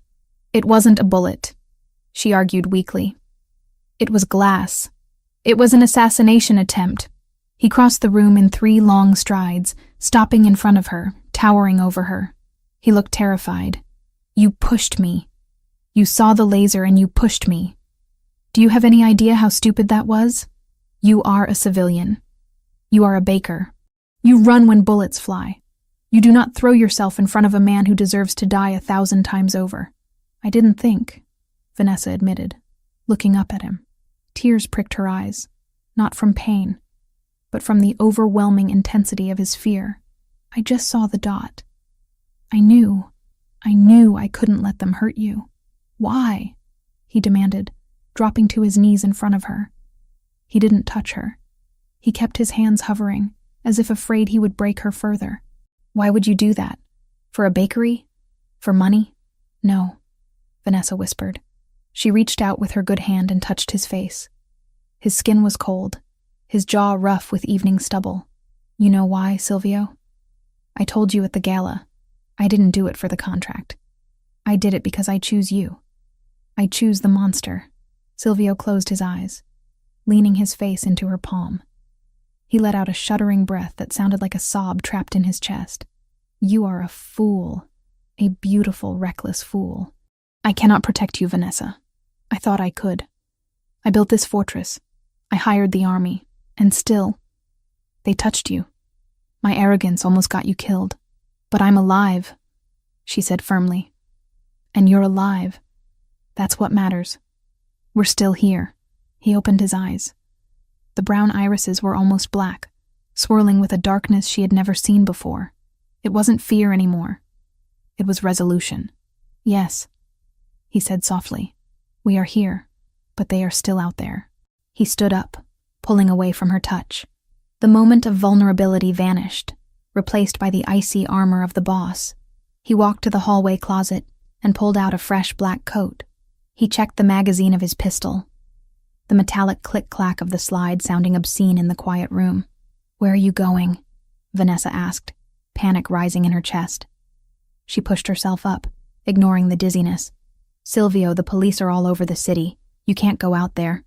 "The police are busy processing the crime scene at the hotel," Silvio said calmly. He holstered the weapon. "And Brandon is in a holding cell at the precinct. But the Albanians are waiting to see if they succeeded." "Silvio, please," she begged, moving toward him. Her legs felt heavy. "Don't go. Stay here. Let the police handle it." "The police collect evidence, Vanessa. I collect debts." He stopped at the door and turned to her.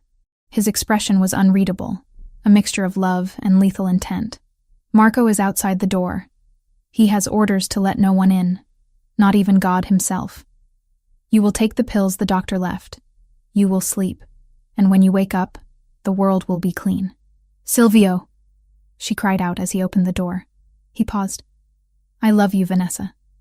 That is why I have to finish this. The door clicked shut. The lock engaged with a heavy thud. Vanessa was alone in the glass cage, the scent of her own blood still lingering in the air. The warehouse district on the south side of Chicago was a graveyard of industry. Rusted skeletons of old factories loomed against the night sky, their broken windows like hollow eyes staring out at the river. The wind howled through the alleyways, carrying the smell of rot and gasoline. Inside Warehouse 4B, the atmosphere was frozen. A single industrial light hung from the ceiling, casting a harsh, yellow cone of light onto the concrete floor. In the center of the light, kneeling on the damp ground, was Brandon. He was still wearing the waiter's uniform from the gala, though it was now torn and stained with sweat and grime. His hands were zip-tied behind his back.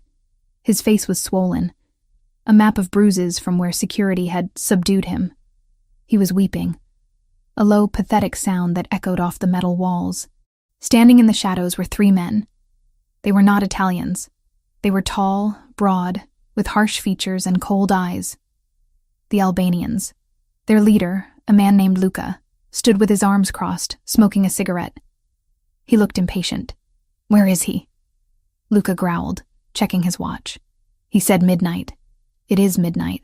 Maybe he is dead, one of his men sneered. Maybe the shot didn't miss. The shot missed. A voice echoed from the darkness of the main bay door. The Albanians spun around, hands going to their jackets. Silvio Rinaldi stepped into the light. He was alone. He walked with a casual, terrifying confidence, his hands open at his sides. He didn't look like a man who had almost been assassinated 3 hours ago. He looked like a man who had come to inspect a property. Rinaldi, Luca said, relaxing slightly but keeping his hand near his holster. You have balls coming here alone. We heard you had a bad night. A messy night, Silvio corrected. He stopped 10 feet away from them, ignoring Brandon entirely. You broke the rules, Luca. We had a truce. Territory lines were drawn. Business changes. Luca shrugged, dropping his cigarette and crushing it under his boot. You were getting too strong. The construction contracts. The unions. You were squeezing us out. And then you marry the baker? We thought you had gone soft. Distracted. Distracted. Silvio repeated the word, tasting it. He looked at Brandon, who was looking up at him with desperate hope. Mr. Rinaldi, Brandon choked out. Tell them I did what they asked. I made the scene. I screamed. You promised. They promised if I did it, my debt was cleared. Silvio looked down at the man who had tormented Vanessa for years. The man who had called her fat, who had stolen her money, who had tried to rob her sanctuary. You see, Silvio said to Luca, his voice conversational. This is where I am confused. This man, he owes you money, correct? 12,000, Luca said, plus interest. And he offered to pay his debt by creating a distraction at my gala so your sniper could take a shot at me. He was eager to please, Luca smirked. He hates you. He said you stole his wife. He threw away his wife, Silvio corrected. I found her. Silvio took a step closer to Brandon. Brandon flinched, expecting a kick. I pulled some strings at the precinct, Silvio said to Brandon. I made sure the charges stuck. Every report, every signature, every photograph. Then my lawyers arranged your release just long enough for tonight. I needed you walking into my ballroom in a uniform, thinking you were clever. I brought you here. Thank you. Brandon sobbed, relief washing over his face. Oh God, thank you. I knew you were reasonable. I'll leave town. I swear I'll never see her again. I know you won't, Silvio said. He turned back to Luca. Here's the deal. I am a businessman. I believe in paying debts. This man owes you money. He is yours. Take him. Do what you want with him. Consider his debt transferred. Brandon's eyes went wide. What? No, you can't. Luca laughed, a harsh barking sound. You brought him to us? As a gift? As a payment, Silvio said. For the bullet. You are a cold bastard, Rinaldi. Luca grinned, motioning for his men to grab Brandon. I like that. Maybe we can renegotiate the territory after all. You give us the docks. We forget this happened. Two Albanians grabbed Brandon by the arms. He screamed, thrashing against them. Silvio, please. She loves me. Vanessa loves me. She won't forgive you. Silvio didn't blink. She despises you. You are a ghost, Brandon. As the men dragged Brandon toward the back exit, Luca stepped forward, extending a hand. So, we are good? No more war? Silvio looked at the extended hand. Then he looked at Luca's eyes. You misunderstand, Silvio said softly. What? I gave you Brandon because he is trash, and trash belongs in the dump, Silvio said. He unbuttoned his coat. But you fired a weapon into a room where my wife was standing. You made her bleed. Luca's smile faltered. He saw the shift in Silvio's eyes, the total absence of humanity. He reached for his gun. He was too slow. Silvio drew his weapon with a speed that blurred in the yellow light. Bang, bang. 2 shots. Center mass. Luca crumpled backward, a look of shock frozen on his face. The 2 men holding Brandon dropped him and reached for their weapons. Silvio didn't seek cover. He walked forward, firing with rhythmic precision. Bang! The man on the left fell. Bang! The man on the right spun around, clutching his shoulder, and Silvio finished him with a second shot to the head. Silence returned to the warehouse, broken only by Brandon's hyperventilating sobs. Silvio stood over the bodies. He checked them, kicking the guns away. Then he turned to Brandon, who was curled in a fetal position on the floor, surrounded by corpses. Please, Brandon whispered. Please don't kill me. Silvio holstered his gun. He adjusted his cuffs. I told you, Silvio said, his voice echoing in the vast space. I am not going to kill you. I gave you to them. They are dead now, but your debt remains. He walked toward the exit. Wait, Brandon screamed. You can't leave me here. The police. The bodies. They'll think I did it. I'm the only one alive. Silvio paused at the door. He didn't look back. Exactly, Silvio said. The police will find a drug deal gone wrong. 3 dead Albanian mobsters.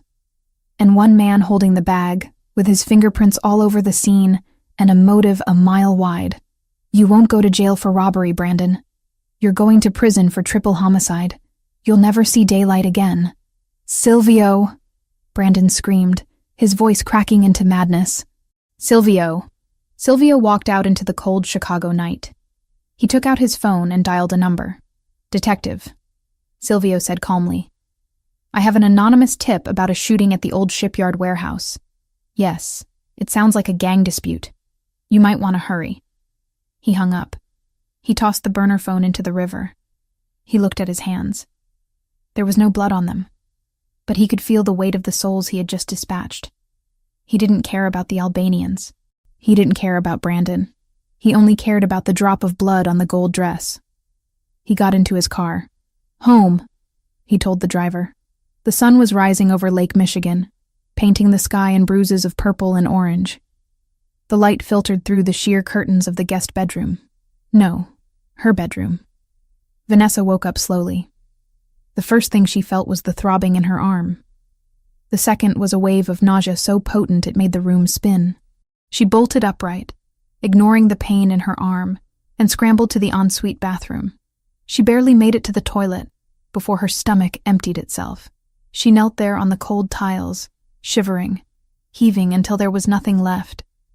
She flushed the toilet and slumped back against the wall, wiping her mouth with a trembling hand. Flu, she whispered to herself. It's just the flu, or shock, but deep down, in a quiet, instinctual part of her brain, she knew it wasn't the flu. She counted the days in her head. She was late, 2 weeks late. With everything happening, the contract, the fire, the gala, she hadn't even noticed.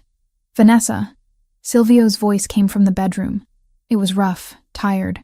In here, she croaked. Silvio appeared in the doorway. He had showered. His hair was damp, and he was wearing gray sweatpants and a white t-shirt. He looked human, vulnerable. He saw her on the floor and was at her side in an instant. Are you sick? Is it the wound? Is it an infection? He reached for her forehead, his hand cool against her skin. I'm okay, she said, leaning into his touch. Just my stomach. Nerves, I think. Silvio helped her stand up. He led her back to the bed, tucking her in against the pillows. He sat on the edge of the mattress, taking her hand. The one with the ring. Is it done? Vanessa asked, searching his face. Silvio nodded. It is done. The Albanians will not bother us again. Their organization has been dismantled. And Brandon? She asked. It was a whisper. Brandon is with the police, Silvio said. He didn't smile, but there was a grim satisfaction in his eyes. He was found at the scene of a very violent crime. He will be spending the rest of his life in maximum security. He can never hurt you again. Vanessa let out a breath she felt like she had been holding for years. The boogeyman was gone. And you? She asked. Are you okay? Silvio looked down at their joined hands. I am a man who kills, Vanessa. I made peace with that a long time ago. But last night I killed because they hurt you. And that felt different. It felt righteous. He looked up at her, his dark eyes vulnerable. Can you live with that? Can you live with a man who has blood on his hands, as long as it is not yours? Vanessa looked at him. She saw the exhaustion, the fear of rejection, the desperate love he was trying to hide. She thought about the nausea in her stomach. She thought about the baby that might be growing inside her, a child made of light and shadow. She reached out and traced the line of his jaw. I told you, Silvio, she said softly. I choose you, all of you, the suit and the gun, the gala and the warehouse. I'm not going anywhere. Silvio leaned forward and kissed her. It was gentle, chaste, a promise of peace after the war. Then sleep, he whispered. We have a life to build. And I have a feeling it is going to be a long one. Vanessa closed her eyes, the morning sickness fading into a dull background noise. She was safe. She was loved. And for the first time in her life, she was exactly where she belonged. 8 months had passed since the night the warehouse floor was stained with retribution, but the Chicago skyline remained the same, a jagged range of steel and glass piercing the autumn sky. What had changed, however, was everything else. Sweet Haven had reopened, scarred but standing, with a temporary kitchen built inside a leased storefront while a new warehouse rose from ash. Vanessa's grandmother had cried when Vanessa placed the first warm loaf into her hands again, proof that their legacy hadn't been burned out of the world. Jerry still drove the deliveries on Tuesdays, stubbornly refusing to quit. Silvio had quietly paid his lost wages and made sure Jerry's children would never go without. Vanessa stood in the center of the bridal suite at the Rinaldi estate, a sprawling mansion on the shores of Lake Michigan that made Silvio's penthouse look like a bachelor pad. She stared at her reflection in the gilded trifold mirror, one hand resting protectively on the swell of her stomach. At 8.5 months pregnant, she felt less like a bride and more like a planet in orbit. But the woman staring back at her was unrecognizable from the terrified baker who had worn a burgundy dress to a blind date nearly a year ago. This woman was substantial. She was radiant. She was formidable.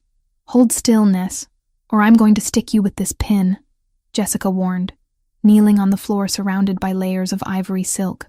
I can't help it. Vanessa laughed, a rich, throaty sound. He's kicking again. I think he knows today is a big day. He wants to walk down the aisle himself.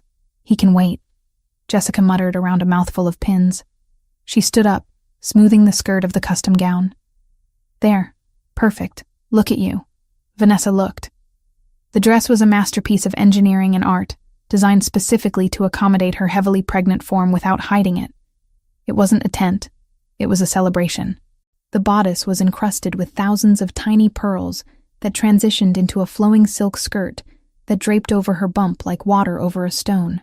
The neckline was deep, framing the yellow diamond necklace, the collar, as Silvio called it, that she hadn't taken off since the gala. It fits, Vanessa whispered. Of course it fits, Jessica said, stepping back to admire her handiwork. It was made for you. Just like this life. Jessica walked over to the side table and poured 2 glasses of sparkling cider. She handed one to Vanessa. To the CEO of Sweet Haven Enterprises. Vanessa took the glass, shaking her head. I still can't believe we opened the third location last week. The numbers from the franchise in the Loop are insane, Jess. You're a genius manager. I just organized what you built, Jessica corrected, her eyes shining with genuine pride. You created the recipes. You created the soul of the place. I just make sure the trucks run on time, and the money gets counted. Speaking of trucks, did you see the new delivery fleet? The logo looks amazing. I saw them. Vanessa smiled. Silvio insisted on armoring them, didn't he? The suspension looks heavy. He says it's for potholes. Jessica smirked. But we both know those croissant vans could survive a tactical strike. He doesn't take chances with you or your business anymore. No, Vanessa agreed softly, rubbing her thumb over the condensation on the glass. He doesn't. The door to the suite opened without a knock. Jessica spun around, ready to scold whoever was interrupting. But the words died in her throat. Silvio Rinaldi stood in the doorway. He was breathtaking. He wore a tuxedo of midnight blue, so dark it appeared black, with a velvet lapel that caught the light. His hair was trimmed sharp, his jaw freshly shaven, and he carried himself with the regal, predatory grace of a king entering his court. But it was his eyes, those dark, intense eyes, that sucked the air out of the room.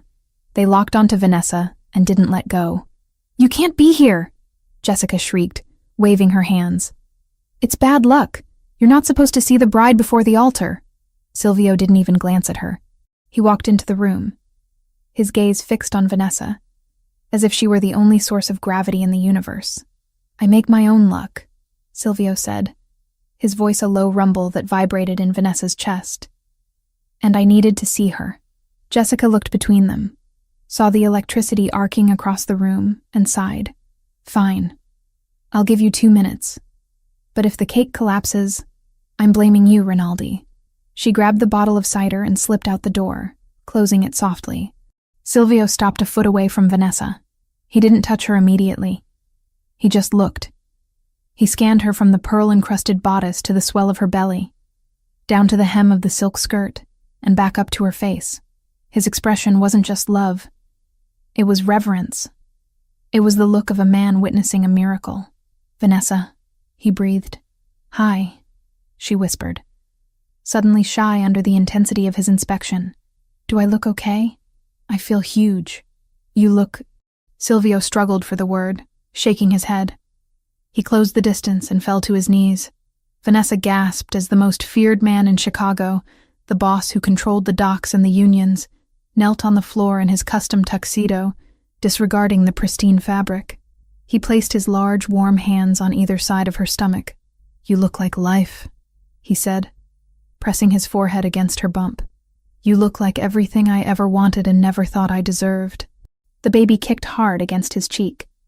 Silvio laughed, a sound of pure, unadulterated joy that he reserved only for this room, only for them. He is strong, Silvio murmured, kissing the silk covering her belly. He is ready to fight the world. He better be ready to sleep through the night first, Vanessa teased, threading her fingers through Silvio's dark hair. Silvio, stand up. You're going to ruin your knees. He stood, towering over her again, and cupped her face in his hands. His thumbs brushed over her cheekbones. Are you happy? He asked, his eyes searching hers for any trace of the fear that used to live there. Is this what you want? There is still a car waiting out back. You can run. You can take the money in the bakery and leave the danger behind. Vanessa covered his hands with hers. Silvio, look at me. He held her gaze. I have a business that I built. I have a best friend who runs it. I have a son kicking my bladder. And I have you. Why would I run from the only place I've ever felt safe? Because I am a dangerous man, he reminded her. Because my world has sharp edges. And I have armor, she said, nodding to the dress, then to the ring, and finally to her heart. We're partners, Silvio. You handle the shadows. I handle the light. And we meet in the middle. Silvio leaned down and kissed her. It wasn't hungry or desperate like their first time. It was deep, steady. A promise sealed in breath and bone. It was a vow spoken without words. 2 minutes are up, Jessica yelled through the door. Silvio pulled back, resting his forehead against hers for one last second. I will see you at the altar, Tesoro. My treasure. Try not to run. I can't run, she laughed, patting her stomach. I can barely waddle. Silvio smirked, that arrogant, charming tilt of his lips returning. Then waddle to me. I will be waiting. The ceremony was held in the estate's sunken garden, a marvel of landscape architecture surrounded by high stone walls covered in ivy. It was beautiful, filled with white roses and golden ribbons. But Vanessa, with her honed instincts, noticed the other details too. She noticed that the gardeners standing by the perimeter were wearing earpieces. She noticed the slight bulge of shoulder holsters under the tuxedos of the ushers. She noticed that the drone flying overhead wasn't just for photography. It was surveillance. 8 months ago, this would have terrified her. Now, it was just background noise. It was the hum of the machine that kept her safe. The autumn air was crisp, carrying the scent of burning leaves in Lake Michigan. The string quartet began to play a slow, haunting version of Can't Help Falling in Love. The guests stood. There were hundreds of them. Politicians, business tycoons, associates from the family, and the entire staff of Sweet Haven Bakery, who had been given the day off and flown in on a private charter. Vanessa walked down the aisle alone. Her parents were gone, and she had refused to let anyone else give her away. She belonged to herself until she chose to give herself to him. Silvio stood at the altar, flanked by Marco. He watched her approach with an intensity that made the rest of the world fade into gray. He didn't look at the guests. He didn't look at the priest. He looked only at her. She was halfway down the aisle when the sound tore through the serenity of the garden. The high-pitched wail of tires locking against asphalt echoed from the main driveway just beyond the garden wall. It was followed by the roar of an engine revving aggressively. The reaction was instantaneous. Silvio didn't flinch, but his hand moved inside his jacket. Marco stepped forward, shielding Silvio. The gardeners dropped their rakes and drew automatic weapons from beneath the flower bushes. The guests gasped, a ripple of panic moving through the crowd. Vanessa stopped. Her hand went to her stomach instinctively. The memory of the warehouse, of the laser dot, of the glass shattering, flooded back. Not today, she thought furiously. Please, not today. Silvio's eyes left hers for a split second, snapping to the perimeter wall. He raised a hand, signaling his men to hold fire, his face a mask of calculated violence. The engine roared again, closer. Then, a car door slammed. "Wait!" a voice shouted from the other side of the gate. "Don't shoot! I'm the best man! I have the rings!" The tension in the garden snapped like a rubber band, but not into violence, into confusion. Marco tapped his earpiece, listening to a report from the gate guards. His shoulders relaxed. He looked at Silvio and gave a sheepish nod. "It's Dante," Marco whispered loud enough for the front row to hear. "His car broke down on the highway. He borrowed a delivery scooter to get the rings here, then hitched a ride with the caterer's late van. He told the driver to floor it." Silvio let out a breath, his hand coming out of his jacket empty. He looked at Vanessa. She stood frozen in the middle of the aisle. Then, she started to laugh. It started as a giggle and bubbled up into a full, belly-shaking laugh that relieved the pressure in the air. "It's okay," Vanessa called out to the terrified guests. "It's just the rings. Nobody is dying today."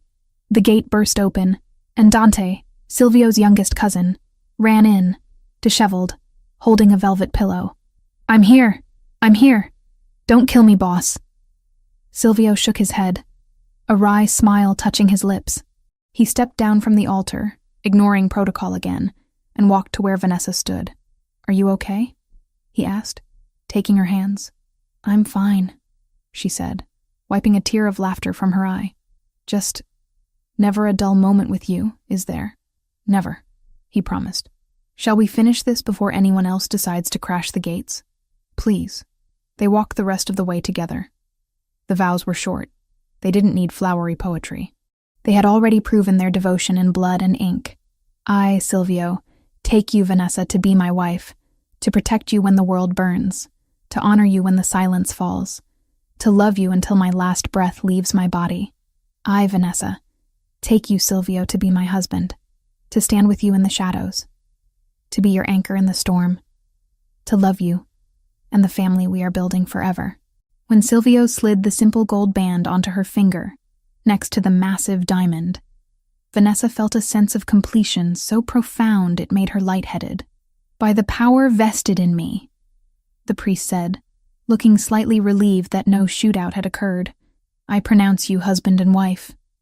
You may kiss the bride. Silvio didn't wait. He pulled her close, mindful of the baby, and kissed her with a passion that made the guests cheer. It was a kiss of victory. They had won. The ex was gone. The rivals were dead. The empire was secure. The reception was a blur of golden light, jazz music, and enough food to feed an army. The ballroom of the estate was decorated with thousands of candles, casting a warm glow over the revelry. Vanessa sat at the head table, her feet throbbing but her heart full. She watched Jessica dancing with Marco, laughing as the stoic bodyguard tried to keep up with her energy. She watched her bakery staff eating lobster and drinking champagne, treated like royalty. You look tired, Silvio murmured, leaning close to her. His hand rested on the back of her chair, his fingers idly playing with the stray curls at the nape of her neck. Happy tired, she corrected. My feet are plotting a mutiny, though. We can leave, he offered immediately. I can clear the room in 5 minutes. And miss the cake? Vanessa pointed to the massive 5-tier confection in the center of the room, a creation from her own bakery, designed by her top pastry chef. Absolutely not. I need to see if the buttercream held up.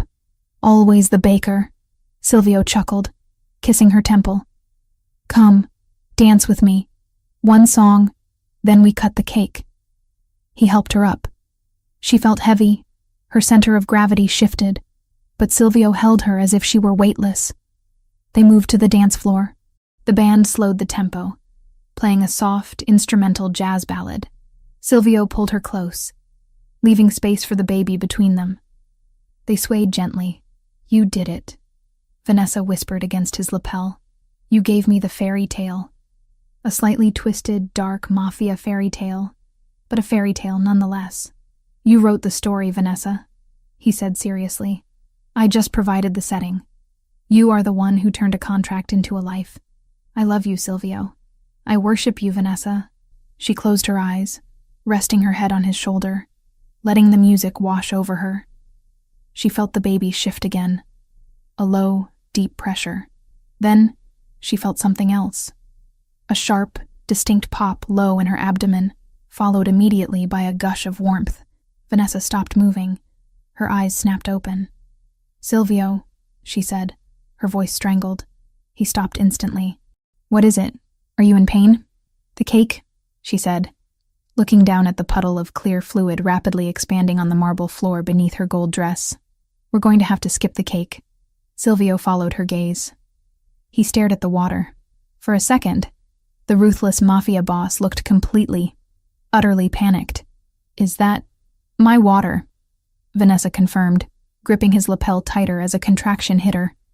Not a practice one, but a real, tightening cramp that stole her breath. It's time. The transformation in Silvio was instantaneous. The panic vanished, replaced by tactical command mode. Marco! He roared over the music. The music cut out. The room went silent. Get the car. Call the hospital. Tell Dr. Vanzetti to prep the delivery suite. Silvio barked orders as he scooped Vanessa up into his arms.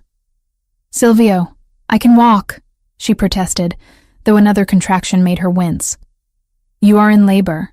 You do not walk, he stated, striding toward the exit. Out of my way! Move! The guests parted like the Red Sea. Jessica came running up, her face pale. Is it the baby?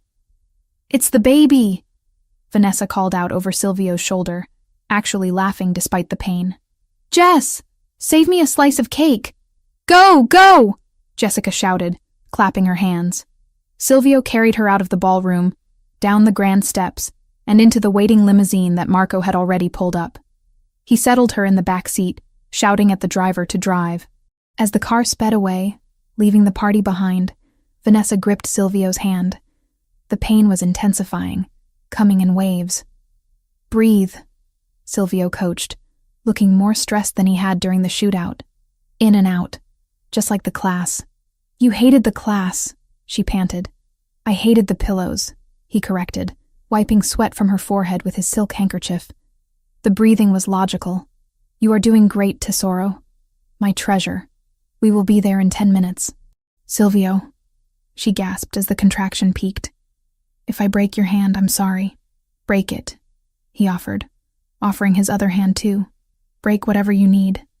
Just bring our son to me. The labor was long. It was messy. It was agonizing. It was nothing like the movies. For 6 hours, Vanessa fought. She sweated, she cursed, she cried. And through every second of it, Silvio was there. He didn't leave the room. He didn't look away. He held her hand. He fed her ice chips. He let her scream into his shoulder. He was her anchor in the storm of biology that was taking over her body. When the final moment came, when the doctor said it was time to push, Silvio was right beside her head, whispering encouragement in Italian, his voice thick with emotion. You are a warrior, he told her. You are the strongest thing on this earth. One more, Vanessa. Just one more. With a final guttural cry that ripped from her throat, Vanessa gave everything she had left. And then, the sound changed. A thin, high-pitched wail filled the room. Vanessa collapsed back onto the pillows, sobbing with exhaustion. Is he okay? He is perfect, the doctor announced. Silvio watched as the nurses cleaned the infant. Tears were streaming down his face, unashamedly. He looked at the bloody, squalling bundle as if it were the Holy Grail. The nurse wrapped the baby in a blanket and handed him to Vanessa. She looked down. He was tiny, red-faced, and furious at the world. He had a tuft of black hair, and when he blinked his eyes open for a second, she saw they were dark. Dark like obsidian. Dark like his father's. Hi, she whispered, touching his tiny fist. Hi, little one. Silvio leaned over the bed, his presence encompassing them both. He reached out a trembling finger and stroked the baby's cheek. The baby turned his head toward the touch. A son, Silvio whispered, his voice cracking. Alessandro. We will call him Alessandro. Alessandro Rinaldi. Vanessa tested the name. It sounded strong. It sounded like a legacy. I like it. Silvio kissed her, tasting of salt and joy. Thank you. Thank you for this life. Thank you for him. 3 days later, Vanessa stood on the balcony of the penthouse, the same balcony where she had once stood in a silk robe, terrified of the future.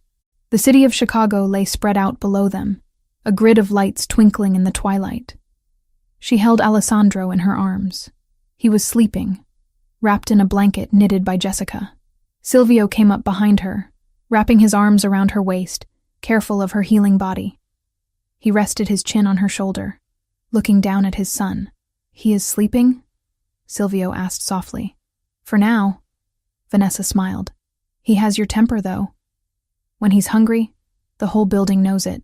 Good, Silvio said. He will need a loud voice to lead this family one day.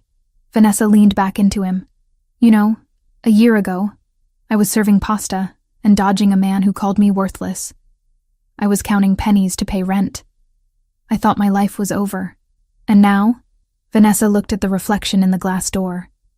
She saw a woman who had walked through fire and come out forged in gold. She saw a mother holding the future in her arms. She saw a wife held by a man who would tear down the sky to keep her dry. Brandon was gone, rotting in a cell, a forgotten memory. The Albanians were a ghost story told to frighten new criminals. Sweet Haven was an empire of sugar and flour. Now, Vanessa said, turning her head to kiss her husband. Now, I think the contract was the best deal I ever made. Silvio smiled, the dangerous, possessive smile of the mafia boss, softened by the love of a father. It was not a contract, Vanessa, he whispered, tightening his hold on his world. It was destiny. Below them, the city moved on, unaware of the kings and queens watching from above. But in the penthouse, surrounded by glass and steel and love, the Rinaldi family had finally, truly, come home.